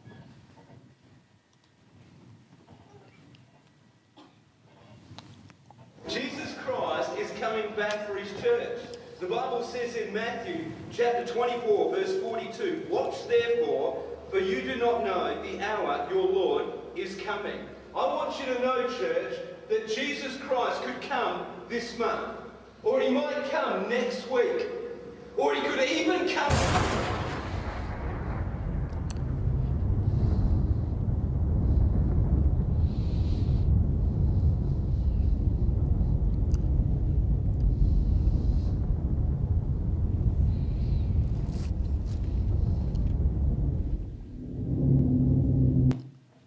그리고 맨 끝에 영상에서 묻죠. 당신은 준비가 되셨습니까? 이걸 이렇게 물어보는 건 똑같습니다. 만약 여러분들은 지금 주님 오시면 천국 갈 자신 있어요? 지금 오시면. 주님 누구 데려가는 줄 알아요? 교회 오랫동안 다닌 사람, 집사님, 장로님, 목사님 데려가는 게 아닙니다. 누굴 데려가느냐 하면 딱 한 사람만 데려가요. 구원받은 사람만 데려가요. 찬송가 168장 이렇게 돼 있죠. 하나님의 나팔 소리 천지진동할 때에 예수의 영광 중에 구름 타시고 천사들을 세계만국 모든 곳에 보내어 구원 얻은 성도들을 모으리. 나팔 부을 때 나의 이름, 나팔 부을 때 나의 이름, 나팔 부을 때 나의 이름 부르실 때 천국천지 참여하겠네. 누구 이름을 불러주느냐? 구원 얻은 성도들을 모으리. 그래서 반드시 구원 받아야 되는 거예요. 반드시 거듭 나야 되는 거예요. 저는 여러분에게 묻고 싶다고. 여러분 정말 구원 받으셨냐고. 제가 지금 여러분에게 교회 다니냐고 물어본 게 아닙니다. 여러분 이 집회를 몇 번 들었냐? 제가 그거 물어본 거 아니에요. 몇 번 듣는 게 뭐가 중요해요? 한 번 듣더라도 똑바로 들어가지고 확실히 구원을 받아야죠. 교회 오랫동안 다닌 게 뭐가 그렇게 중요하냐고. 확실하게 구원 받았어야죠. 영원한 나의 운명이 결정나는데 그걸 대충 지나가겠냐고. 주님이 오시는데 다시는 없다고요, 기회가. 그걸 그냥 대충 넘어갈 거냐고. 확실히 구원 받아야죠. 남겨지면 그때 어떡할 거냐고. 누구 원망할 거냐고. 여러분 정말 구원 받으셨습니까? 이 질문을 회피하지 마십시오. 이 질문을 회피하는 분은, 그런 분은 하나님도 그분은 아무도 중요치 않는 사람으로 취급하실 거예요. 하나님께 가장 중요한 건 구원받는 문제예요. 진지하고 좀 진중하게 내가 정말 구원받았나 생각해 봐야 될 거 아닙니까? 보면 구원받는 사람이 많을까요? 오늘날 얼마나 많이 교회가 있고 얼마나 많은 성당이 있고 얼마나 많은 사람이 예수님 믿는다고 고백하지 않습니까? 자, 구원받는 사람이 많을까요? 저는 개인적으로 제가 목사다 보니까 그분들이 다 구원받았길 너무 바라요. 근데 예수님은 너무 우리 기대하고 다른 말씀을 하셨어요. 혹이 여짜오되 주여 구원을 얻는 자가 적으니까 저에게 이르시되 좁은 문으로 들어가기를 힘쓰라. 내가 너희에게 이르노니 들어가기를 구하여도 못하는 자가 많으리라. 너무 충격적인 말씀하셨죠. 들어가기를 구하는 사람은 믿는 사람이잖아요. 그 열심히 다니는 사람. 그 중에도 못하는 자가 많으리라. 즉 교회와 성당을 다니는 사람 중에 태반이 천국 못 간다 그 말이에요. 아니 왜 이런 일이 벌어지죠? 하나님은 다수를 원하는 게 아니에요. 소수라도 똑바로 믿는 사람을 원하시는 거죠. 성경에 보게 되면 청함을 받은 자는 많되 택한 자는 적도다. 노아 홍수 때 배에 탄 사람 8명 뿐이었습니다. 왜 똑같이 예수님을 믿는데 똑같이 교회를 다니는데 왜 구원받는 사람이 적을까? 이유는 간단해요. 성경과 다르게 믿는 거예요. 구원받지 않고도요 얼마든지 교회 열심히 다닐 수 있고요, 봉사할 수 있고요, 집사도 장로도 목사도 다 될 수 있다는 거 아셔요? 자기가 구원받지 않고도 자기 나름대로 잘 믿고 있다 착각할 수도 있다고요. 잠언 14장에 보게 되면 어떤 길은 자기의 보기에 바르나 필경 사망의 길이니라. 나는 되게 잘 믿는다 생각했는데 가보니까 지옥이면 어떡할 거냐고. 그때 누구 원망할 거냐고요. 돌다리가 있으면 그 튼튼한 돌다리도 우리는 어릴 때 배웠죠. 두드려 보고 건너라고. 하물며 우리 구원을 대충 넘어갈 거냐고. 그래서 성경이 이렇게 말씀하시는 거예요. 진짜입니까? 가짜입니까? 너희가 믿음에 있는가? 너희 자신을 시험하고 너희 자신을 확정하라. 너가 정말 성경적으로 구원받은 사람 맞냐? 성경에서 말하는 그리스도이냐? 아니면 무늬만 그리스도이냐? 예수 그리스도께서 너희 안에 계신 줄을 내가 스스로 알지 못하느냐? 그렇지 않으면 내가 버리운 자니라. 정말 예수님이 여러분 마음 안에 계시다면 여러분은 반드시 구원받은 증거가 나타날 겁니다. 성령이 오셔야 구원이 되기 때문에 성령이 참으로 오신 사람은 성령에 의한 변화라는 게 있어요. 구원을 받으면 나는 이제 언제 죽어도 천국 갈 수 있다. 예수님의 공로로 같이 부족한 사람도 이제는 확실히 천국 간다. 심판의 두려움이 없어지고 자기는 정말 천국 간다는 확신이 주어져요. 자기가 구원받은 경험이 있어요. 정확하게 구원받은 날이 있다고. 그 날짜를 기억 못할 수는 있겠지만 반드시 구원은 평생 한 번 있는 경험이에요. 나는 이제 천국 간다. 또한 구원을 받은 사람은 주님의 사랑을 깨달은 사람이기 때문에 주님을 참으로 사랑하게 돼요. 여러분, 어떤 분 그 말합니다. 저도 예수님 사랑하죠.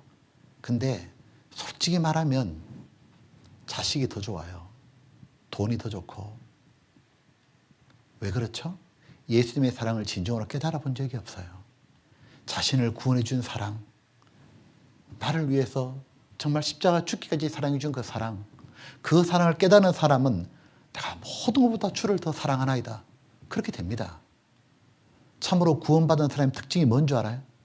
내가 천국 가는 걸 아는 거예요. 내가 지옥에서 건진받은 경험이 있기 때문에 정말 구원받은 사람은 다른 영혼을 보면 구원받아야 되는데, 저분 구원받아야 되는데, 그래서 자기 가족을 보면 어떻게든지 전도하려고 합니다.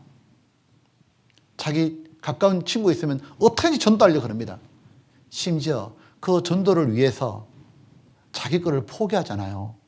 자존심도 버리고 자기 하고 싶은 것도 접고 그렇게 좋아하던 죄도 끊고 그렇게 힘들게 벌었던 돈, 용돈도 아껴가지고 자기는 안 먹고 안 쓰면서 전도하는 사람에게 선물을 주고 같이 시간도 보내주고. 이 말씀 한번 들어보자고. 한번 들어보자고. 때로는 사정하고 울면서 호소하고 그러면 거절당하고 무시하고 그래도 또 합니다. 내 삶을 다 갈아엎어서라도 어떤 걸 희생해서라도 구원하려고 해요. 왜요? 나는 구원받았거든. 나는 지옥에서 벗어났거든. 나는 천국 가거든. 나는 주님 오시면 천국 가는데 어쩔 거냐 그 말이요. 저를 어떡할 거냐 그 말이요. 남겨지면.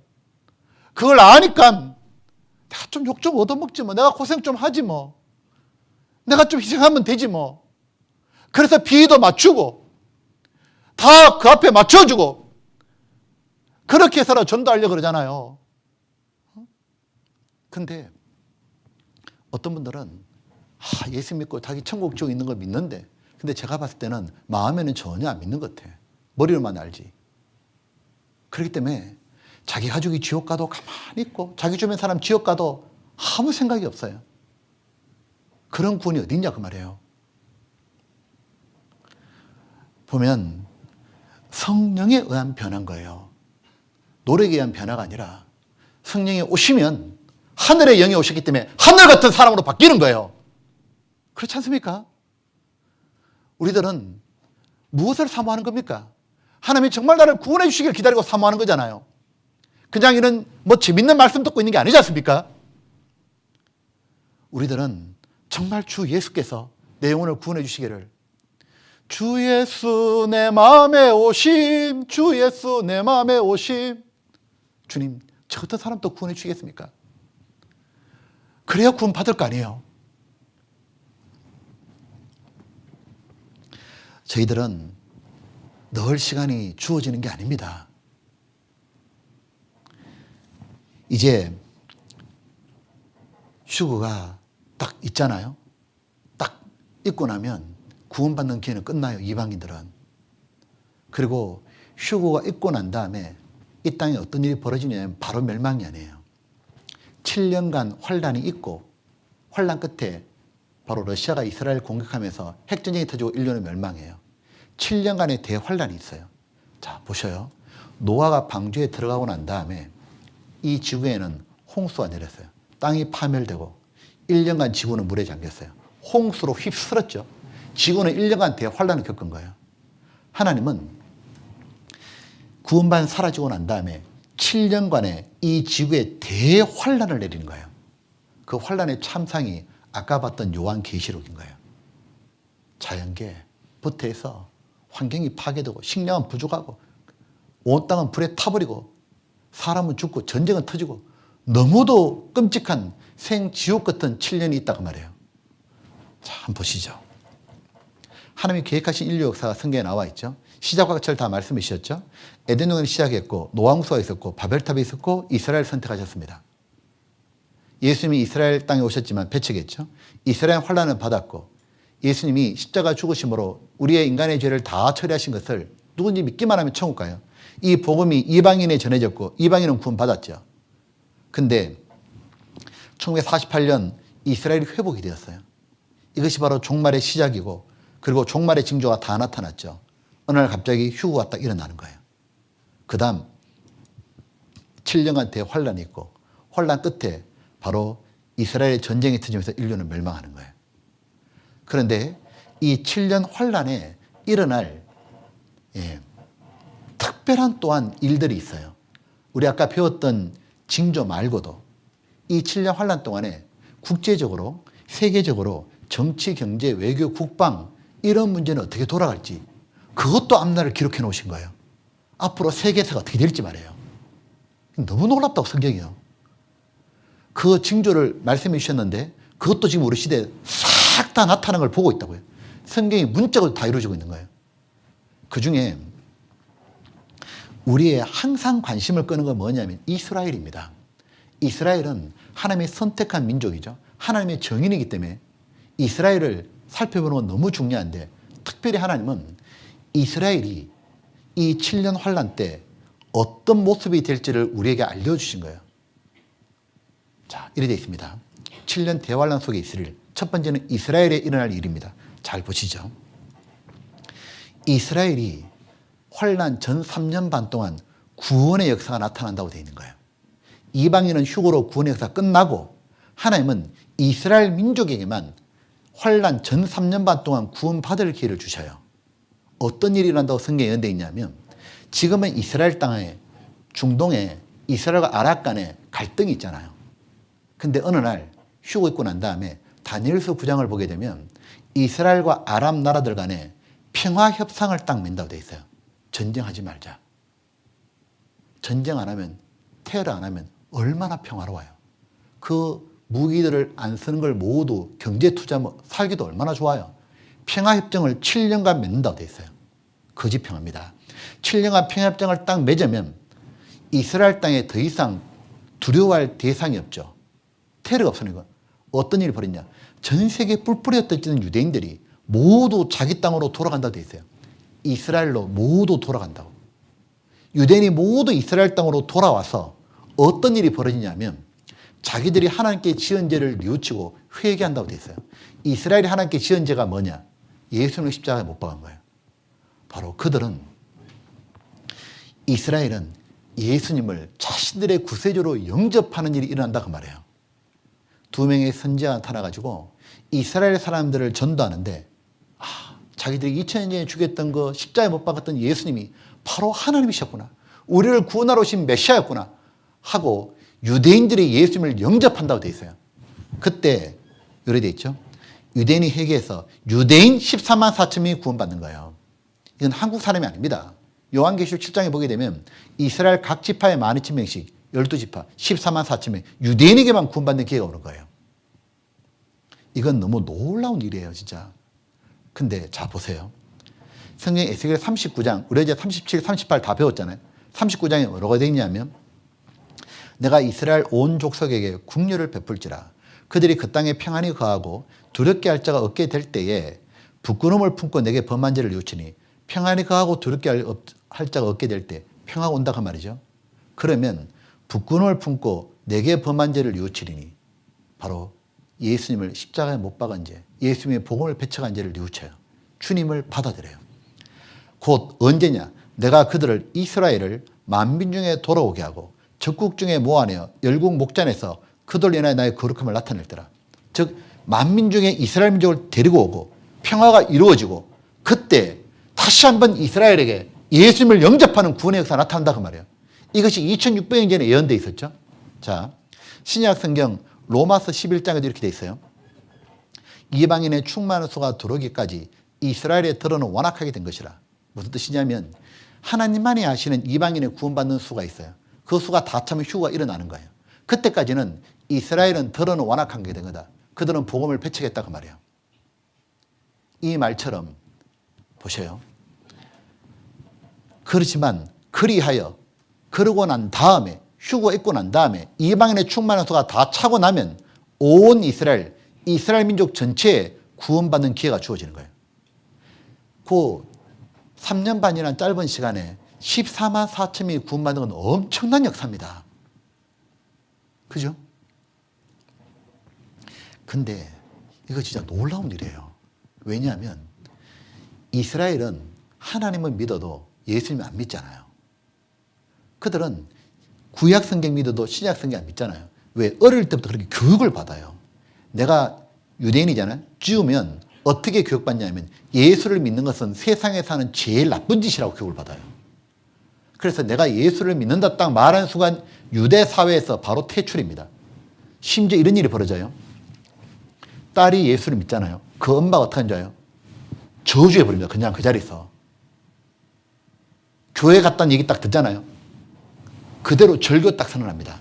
아버지가 너는 지금부터 내 아들이 아니라고.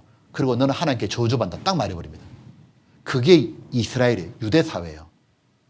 이들이 예수를 믿는다 있을 수도 없는 일이에요. 근데 우리 시대에 어떤 일이 벌어진 줄 알아요? 유대인들 중에 예수님 믿는 사람이 이스라엘 땅에서 나타나기 시작하는 거예요. 벌써. 징조가 나타난다고. 어떻게 그런 일이 벌어지냐면 전 세계 흩어져 있던 유대인들이 미국이나 유럽에 살던 유대인들은 살다 보니까 예수님에 대한 소식을 들을 기가 많잖아요. 그중에 예수를 믿는 사람이 있는 거예요. 이들이 이스라엘 땅에 돌아가서 전하는 거예요. 자기 민족에게. 이건 보셔요. 유대인들이 독립하고 난 다음에 전 세계에서 자기 땅으로 돌아왔잖아요. 이스라엘에 유태인 몰려든다. 그리고 이거 보셨죠? Jews for Jesus. 유대인들이 예수님을 믿는 거예요. 이들이 전도한다니까요. 같은 유대인들을. 그러니까 전도할 때 돌도 막 맞아요. 근데 이래 돼 있죠. 현 이스라엘 보면 그 예수님을 확신합니다. 이거 누구냐? 이 사람이 키스 인트레이트 목사인데 하버드 대학 수석 졸업자예요. 유대인이요. 근데 이래 말하고 있잖아요. 성경대로 유대인들이 예수를 믿기 시작했습니다. 성경대로. 이것이 바로 재림을 확신한다는 거예요. 마지막 때다 그 말이에요. 이 유대인들이 완전히 지금 바뀌옵니다. 이 보셨어요? 우리 민족은 2000년 동안 흩어져 있었지만 다시 본국으로 돌아왔어요. 이것은 역사상 유례가 없는 엄청난 기적이에요. 예루살렘이 유대인에게 다시 돌아온 것은 중요한 예언의 성취예요. 이것은 주님이 다시 오시는 마지막 때의 징조이죠. 주님은 마태복음 24장에 흥미로운 비유를 말씀하셨어요. 주님은 무화과 나무를 보라고 하셨죠. 무화과 나무의 가지가 연하여지고 첫 잎사귀가 나는 걸 보거든 끝이 다 왔음을 알라. 그것을 보는 세대에 반드시 끝이 오리라. 무화과 나무는 이스라엘이에요. 이스라엘은 지금까지 예수에 대해 영적으로 완고했어요. 연하여진다는 것은 사람들이 최소한 복음을 듣기는 한다는 뜻이죠. 유대인들은 요즘 복음에 마음이 많이 열려 있어요. 바로 이것이 가지가 연하여졌다는 것이죠. 지금 약 14,000여 명의 예수를 믿는 유태인, 즉 메시안 익주들이 있어요. 제가 17살 때는 약 200명에서 300명 정도였지만 30년이 지난 지금은 약 14,000여 명이 되었죠. 이것은 홍해가 갈라지고 여리고 성벽이 무너진 것보다 더 큰 기적이죠. 우리는 마지막 때에 살고 있어요. 주님이 다시 오실 때가 가깝다는 거죠. 저는 정말로 그렇게 믿습니다. 이스라엘의 회복은 하나님의 예언적인 시간표예요. 그리고 원래 놀라운 사건이 또 벌어졌죠. 보셨어요? 49년 동안 대적했던 이스라엘과 UAE, 아랍에미리트죠. 수교했잖아요. 이 이스라엘이 올 8월에 UAE와 수교했는데 이스라엘은 지금 중동에 있는 나라 중에 이란 빼고는요. 다른 모든 나라들하고 우호적으로 지금 바뀝니다. 사우디도 그렇고 싹 지금 바뀌잖아요. 삽시간에 평화협정 맺을 수 있습니다. 지금요. 이 성경 말씀하신 그대로 국제사회는 다 되고 있는 거예요.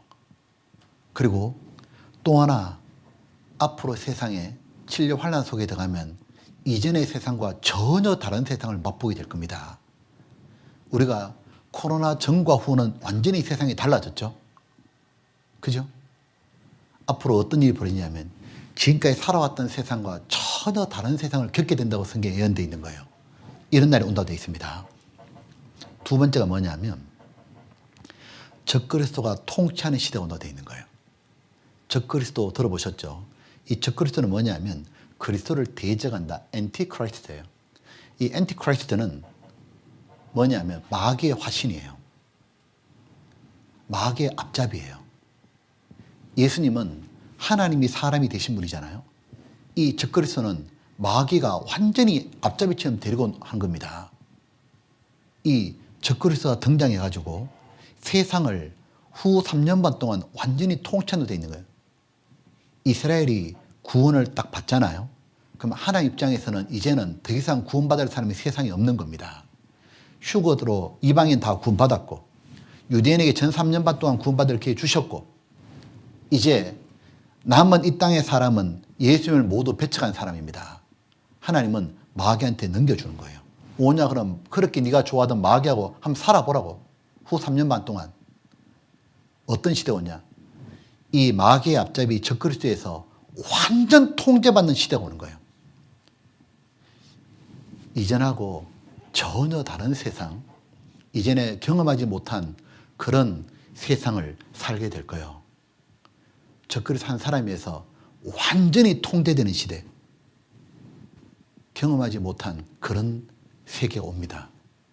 자, 보시죠. 어떻게 한다고 되어 있냐면 먼저 이 적그리스도가 어느 나라 사람인지도 성경에 예언되어 있습니다. 예수님은 이스라엘 땅에 오셨잖아요. 이 적그리스도는 딱 읽어보게 되면 성경에 요한계시록 13장과 다니엘서 보지 않습니까? 아마도 EU, 유럽에서 등장할 거라고 생각합니다. 그리고 이 적그리스도가 지금쯤 어딘가 살아있을지도 몰라요. 근데 이렇게 되어 있습니다. 요한계시록 13장에 적그리스도 얘기인 거예요. 잘 보셔요. 용이 짐승에게 권세를 주므로 용에게 경배하며 짐승에게 경배하여 가로되 누가 이 짐승과 같으뇨. 먼저 경배라는 말은 하나님께만 쓰는 말입니다. 신처는 받든다 그 말이잖아요. 근데 용은 뭐고 짐승은 뭐냐 그 말이에요. 이거 복잡한 거 넣습니다. 요한계시록 13장이잖아요. 여기 12장에 보면 이렇게 되어 있습니다. 큰 용이 내어 쫓기니 옛뱀 곧 마귀라고도 하고 사단이라고도 하는 온 천하를 꿰는 자라. 꿰는다는 말은 속인다 그 말이죠. 그러니까 적그리스도가 등장하면 세상 사람은 다 속습니다. 보셔요. 용이 근데 말은 사탄이다 그 말이죠. 짐승 바로 적그리스도입니다. 마귀가 이 사람 적그리스도 이 사람에게 이 위에 등장하는 한 사람에게 권세를 주므로 능력을 주죠. 권세를 주죠. 그러니까 용에게 경배하며 짐승에게 경배하여 가로되 이 짐승을 하나님처럼 받들어 섬긴다고 말이에요. 적그리스도를. 누가 이 짐승과 같으뇨. 누가 능히 이로 더불어 싸우리하더라. 아무도 적그리스도를 대항을 못한다고 말이에요. 그리고 또 짐승이 이 적그리스도가 큰 말과 참남된 말한 입을 받고 또 42달 3년 반이죠. 일할 권세를 받으니라. 3년 반 동안 통치합니다. 근데 속이는데 말로 싹 속이는 거예요. 어떻게 거짓말하냐. 마귀는 거짓말의 압이니까 여기에 있죠. 큰 말과 두 가지 말입니다. 하나는 참남된 말. 큰 말은 뭐냐면 이런 말입니다. 내가 적그리스도 이렇게 말한다는 겁니다. 내가 이제 모두가 잘 사는 세상, 이전하고 전혀 경험하지 못한 세상, 모두가 평등한 세상, 너무도 공정한 세상, 모두 복지가 보장되는 세상, 모두가 잘 사는 세상, 내가 그걸 주겠습니다. 사람들은 열렬히 환영합니다. 어쩌면 적그리스도 이렇게 말할지도 몰라요. 강력한 전염병 코로나2가 나올지 모르죠. 7년 환란 때. 그때 다시는 이런 코로나 같은 게 없는 세상, 다시는 질병이 없는 세상, 그걸 주겠노라고. 야, 사람들이 얼마나 좋아하겠어요. 야, 그리고 만약에요, 이 코로나 문제를 싹 해결하고 다시 옛날처럼 영화도 보고 같이 캠프도 가고 해외여행 가고 스포츠 보고 다시 우리 모두 즐거운 세상, 이 땅이 더 이상 괴로운 세상이 아니라 지상낙원입니다. 이렇게 해결해 줬다 그러면 사람들이 얼마나 좋아하겠어요. 이거 아시죠? 코로나 끊는 단어는 오늘날 전 세계 모든 사람이 다 아는 단어예요. 이런 적이 한 번도 없었다고. 모든 아프리카부터 미국 사람, 한국 사람까지 모두 아는 단어, 할아버지까지 아는 단어, 코로나입니다. 만약에 코로나2가 등장했는데 강력한 치사율이에요. 근데 희한한 백신을 제공하든지 이 모두 해결해 주겠다고. 다시 우리가 정말 재밌게 사는 세상 주겠노라. 사람들이 열렬히 환영할 겁니다. 큰 말, 그리고 또 하나 참남된 말. 참남란 말은 신성모독이다 그 말이에요. 자기가 하나님이라 그런 거예요. 내가 구세주라고. 이 모든 문제를 해결한 나는 바로 인간의 모든 어려움을 해결해 주는 바로 구세주라고. 자신이 하나님이라고. 그 말할 때 사람들은 모두 경배합니다. 왜? 적그리스도가 먹고 사는 까지 다 해결해 준다고 하니까. 보면 어쩌면 적그리스도는 우리 모두에게 재난지원금을 줄지도 몰라요. 이렇게 다 해결된다 말할 때 사람들은 전부 다 넘어가 버린 거예요. 보셔요. 그리고 적그리스도는 완전히 모든 사람을 완전히 장악하기 위해서 경제제도, 특히 화폐제도를 개혁한다고 되어 있어요. 잘 보셔요. 저가 여기 이렇게 되어 있죠. 적그리스도가 모든 자, 곧 작은 자나 큰 자나 부자나 빈곤한 자나 자유한 자나 종들로. 그냥 모든 자로 하면 되는데 왜 이렇게 표현했을까요? 작은 자, 큰 자, 부자, 빈곤한 자, 자유한 자, 종들. 왜 이렇게 표현했을까요? 적그리스도는 이렇게 말할 거예요. 모두가 평등한 세상 준다고. 모두가 평등하다고. 모두의 기회를 주겠다고. 거짓이죠. 그리고 그 오른손이나 이마에 표를 받게 하고 누군지 이 표를 가진 자 외에는 매매를 못하게 하니 물건을 사고 파게 못하게 하는데 이 표는 곧 짐승의 이름과 그 이름의 수라. 지혜가 여기 있으니 총명이 있는 자는 그 짐승의 수를 세어보라. 그 수는 사람의 수니 666이니라. 자, 적그리스도는 앞으로 어떻게 한다 얘기냐면 물건을 사고 파는데 이런 얘기죠. 오른손님의 표가 있어서 이걸로 물건을 사고 판다고. 이게 말 자체는 되게 쉽죠. 말 자체는 이런 뜻이죠. 우리가 지금 마트 가서 물건을 사게 되면 이마트든지 우리는 물건에 대한 결제할 때 주로 무엇을 하십니까? 카드로 하시죠. 아니면 현금으로 하죠. 근데 앞으로 마트 가서 물건을 사는데 카드도 없고 현금도 없이 물건을 산다는 거예요. 자, 먼저 이게 가능해요? 카드도 내가 안 들고 왔어요. 그리고 돈도 안 가져갔는데 내가 이마트 가서 물건 살 수 있을까요? 그런 시대가 온다고 말이에요. 근데 어떤 자에 한해서 물건을 사느냐? 오른손 이마에 표가 있다는 거예요. 이게 가능해요? 가능한 정도가 아니고 우리 지금 하고 있잖아요. 이 1900년의 예언을 우리 시대에 하고 있는 거 아시죠? 우리 서울이니까 아시죠? 잠 보여드릴게요. 현금이나 카드 없이도 생체 인식만으로 물건을 살 수 있는 무인 편의점이 문을 열었습니다. 손바닥의 정맥이 결제 수단이 되는데요. 정맥과 지문, 홍채 등을 인증 수단으로 쓰는 생체 인식 시장이 무섭게 성장하고 있습니다. 엄진아 기자가 취재했습니다. 국내 최초로 문을 연 생체 인식 무인 편의점입니다. 손바닥 정맥을 인식시켜 매장에 들어갑니다. 물품을 골라서 무인 계산대에 올리면 가격은 기계가 알아서 계산해줍니다. 손바닥을 올려주세요. 결제도 단말기에 손바닥만 대면 끝입니다. 금액은 미리 입력된 신용카드사로 자동 통보됩니다. 지갑 놓고 다니고 핸드폰 놓고 다니고 이럴 때 다시 집 안 들어가도 될 것 같아서. 사전에 등록만 하시면 빈손으로 맨몸으로 오셔도 결제가 가능한 쇼핑 편리함의 극대화. 보셨죠? 하고 있는 거. 그래서 이렇게 말하죠. 손만 있으면 됩니다. 카드 현금 필요 없다고. No cash, no card, no phone. 손을 딱 가져오는 거예요. 이 손에 표가 찍히는 거죠. 지금 하고 있죠. 그런데 이 정도가 아니에요. 자, 우리는 요즘 사람들 카드를 많이 쓰잖아요. 자, 이런 일이 벌어집니다. 보시죠. 카드를 수십 년간 사용하니까 되게 편해요. 근데 단점이 도출돼요. 그 단점은 무엇이냐면 일단 종류가 너무 많아요.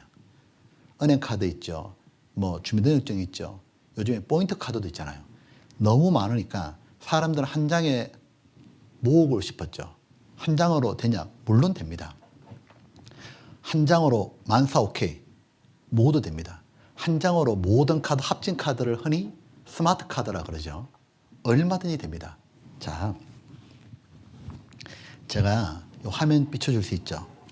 자, 이게 제 카드인데요. 카드 잘 보세요.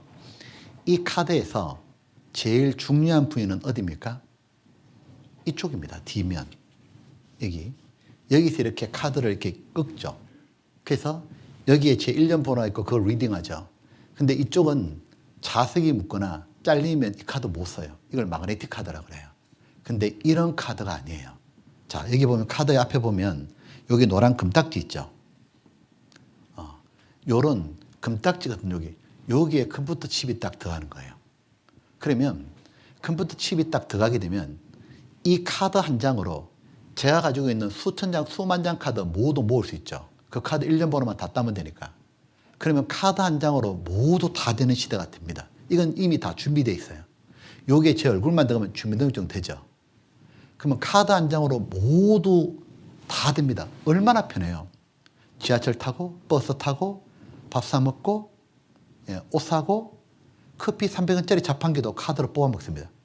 현금이 아예 필요가 없다고요. 한 장이면 다 돼. 근데 다 되는데 단점이 있어요. 어떤 단점이 있어요? 분실이요? 위조요? 아니요. 더 큰 문제가 있다고. 어떤 거냐면 간단합니다. 집에 두고 나올 때요. 자, 여기서 제일 가까운 지하철역이 어디예요? 월곡? 자, 큰맘 먹고 월곡역까지 걸어갔어요. 가서 지하철 타려고 딱 했는데 카드를 안 가져왔어. 그럼 어떤 참사가 벌어지죠? 다시 집까지 걸어가야 돼. 그러면 이 카드가 너무 편한데 항상 뭐죠? 들고 다녀야 돼요. 그럼 이걸 어떻게 들고 다닐까? 이렇게 할 수는 없잖아요. 가만히 보니까 여기 나머지 모두 플라스틱에 불과해요. 어떻게 하냐? 요 칩을 빼서 사람 몸에 집어넣자고 말이에요. 그죠? 사람 몸에 집어넣으면 어디에 집어넣을까? 이미 연구 다 끝난 거 아시죠? 보세요. 초소형 칩만 빼서 인체에 집어넣자. 이미 1996년대에 다 준비했었죠. 세계 미래협회는 예측했죠. 반드시 이렇게 될 거라고. 이미 되고 있어요. 자, 이왕 칩을 넣는데 이왕이면 꿈의 칩 RFID를 개발하자. RFID는 뭐냐면 라디오 프레퀀시예요. 라디오 주파수예요. 즉 이런 겁니다. 우리가 똑같은 카드인데 좀 다른 게 있어요. 여러분 지하철 카드나 교통카드는 항상 지하철 살 때 갖다 꺼내서 대야 되죠. 버스 카드도 갖다 대야 되죠. 근데 이 자동차 운전하는 분들은 고속도로 톨게이트 지나갈 때 하이패스 카드 아시죠? 그거는 갖다 대지 않아도 차에 그냥 달아도 슉 70km, 80km 달려도 읽어내잖아요. 그죠? 그게 뭐냐면 여기 단말기하고 저기 그 하이패스 그쪽 본사하고 뭐냐면 이렇게 무선으로 이렇게 전파를 읽어내는 거예요. 갖다 대지 않아도. 야, 이렇게 내가 좀 떨어져도 알아서 읽어주면 얼마나 편하겠어요. 여러분 지하철 탈 때 꼭 지갑에 꺼내 대지 말고 그냥 지나가면 얼마나 좋겠냐고. 버스 탈 때도 지나가면 얼마나 좋겠냐고. 그렇게 하려면 뭐냐면 이 카드에 반드시 무선으로 서로 연결되니까 배터리가 들어가야 돼요. 그러니까 하이패스 카드는 항상 배터리가 들어가잖아요. 배터리가 들어가는 칩이 바로 RFID 카드예요. 자, 보시죠. 처음에는 이 칩을 살알만 하다가 그 다음에 깨알만 하는 게 나오는 거예요. 요게 칩이 들어갑니다. 손에 집어넣는데 가만히 보세요. 여기에 배터리가 들어가야 돼요. 그래야만 계속 충전이 되잖아요. 자, 그런데 한번 손에 집어넣었는데 이거를 다시 수술해서 빼서 충전해서 집어넣을 수는 없잖아요. 그래서 뭘 연구했냐면 손에 들어있으면 자동 충전되면 좋겠다. 피부 변화에 따른 온도 변화에 따라 체크해서 자동 충전되는 거. 시계도 뭐 얼마나 햇빛 받으면 자동 충전되는 게 있잖아요. 그걸 미국 정보기관이 연구를 딱 했는데 자동 충전되기 제일 좋은 신체가 어디냐? 손과 이마라고 딱 나오잖아요. 중앙일보 신문이죠. 생체칩. 정보기관의 연구에 따르면 피부의 온도 변화에 따라 재충전된 배터리를 내장한 반도체를 이식하기 적당한 위치는 이마와 손등이라고 한다. 그러면서 하는 말이 이거 성경 요한계시록대로 되는 게 아니야 이거? 되지 당연히. 자, 조현웅 논설위원이죠. 자, 보면 미국에서는 시험 삼아 이와 비슷한 칩을 받아보기 시작했죠. 바로 베리칩입니다. 처음에는 의학 용도로 받았어요. 그러다가 거부왕이 점점 사라지고 MBC에서 보여줬죠. 이 시간 사람들이 급증하기 시작해요. 왜? 받으니까 너무 편한 거예요. 왜 편하죠? 받아놓으니까 너무 편해. 지하철도 가죠. 너무 편한 거예요. 꺼낼 이유가 없는 거예요. 몸에 집어넣으니까 너무 편하죠. 계속 받는 겁니다. 근데 하나의 신분증에 논란이 딱 일어나요. 어떤 논란입니까?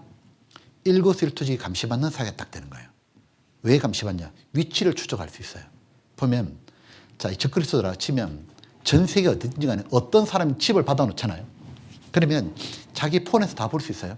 저에 대해서 알고 싶어요? 최호영을 딱 쳤습니다. 쳐보니까 호적 다 나오죠.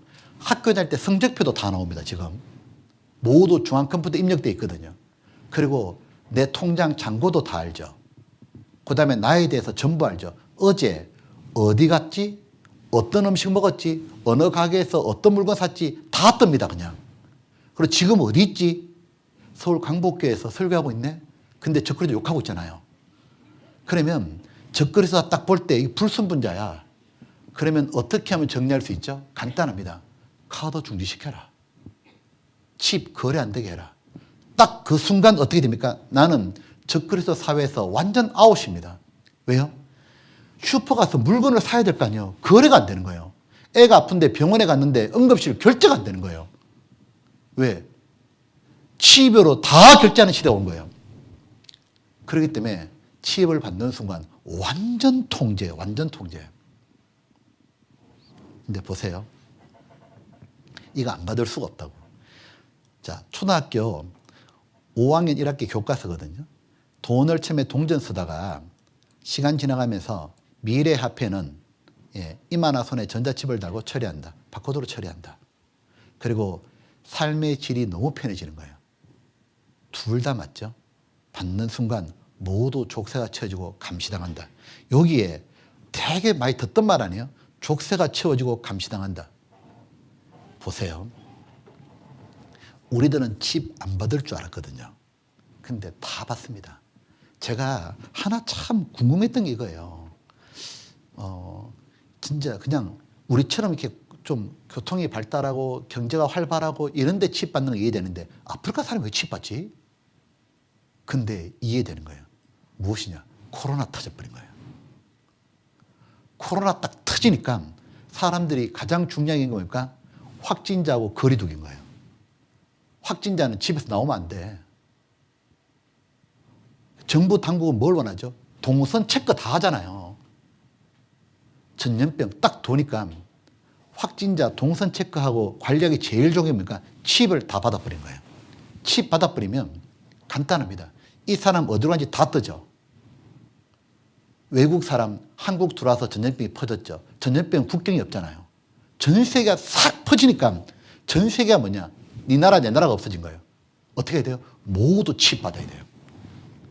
그래야지 뭡니까? 전 세계로 확산되는 감염병을 딱 막는 거예요. 코로나 터지니까 이게 완전히 다 되는 거예요, 이제는요. 자, 보십시오. 여기 보면 이래 되죠. 자, 제가 스페인에 선교 갔을 때요, 작년에 2019년도인데 이런 자료가 하나 있더라고요. 자, 이거 스페인 말인데 다 할 줄 아시죠? 이래 돼 있죠. 2030은 뭐냐? 2030년까지 또다 모든 사람들의 손에 칩을 받겠다는 거예요. 이게 ONU, UN입니다. UN은 세계 협회죠. 세계 국가죠. 우리나라 가입돼 있죠. 전 세계 다 가입돼 있죠. 모든 사람이 칩 받겠다. 이렇게 계획을 했는데 이때 코로나가 안 터졌어. 근데 원래 터져보니까 다 받아야겠어.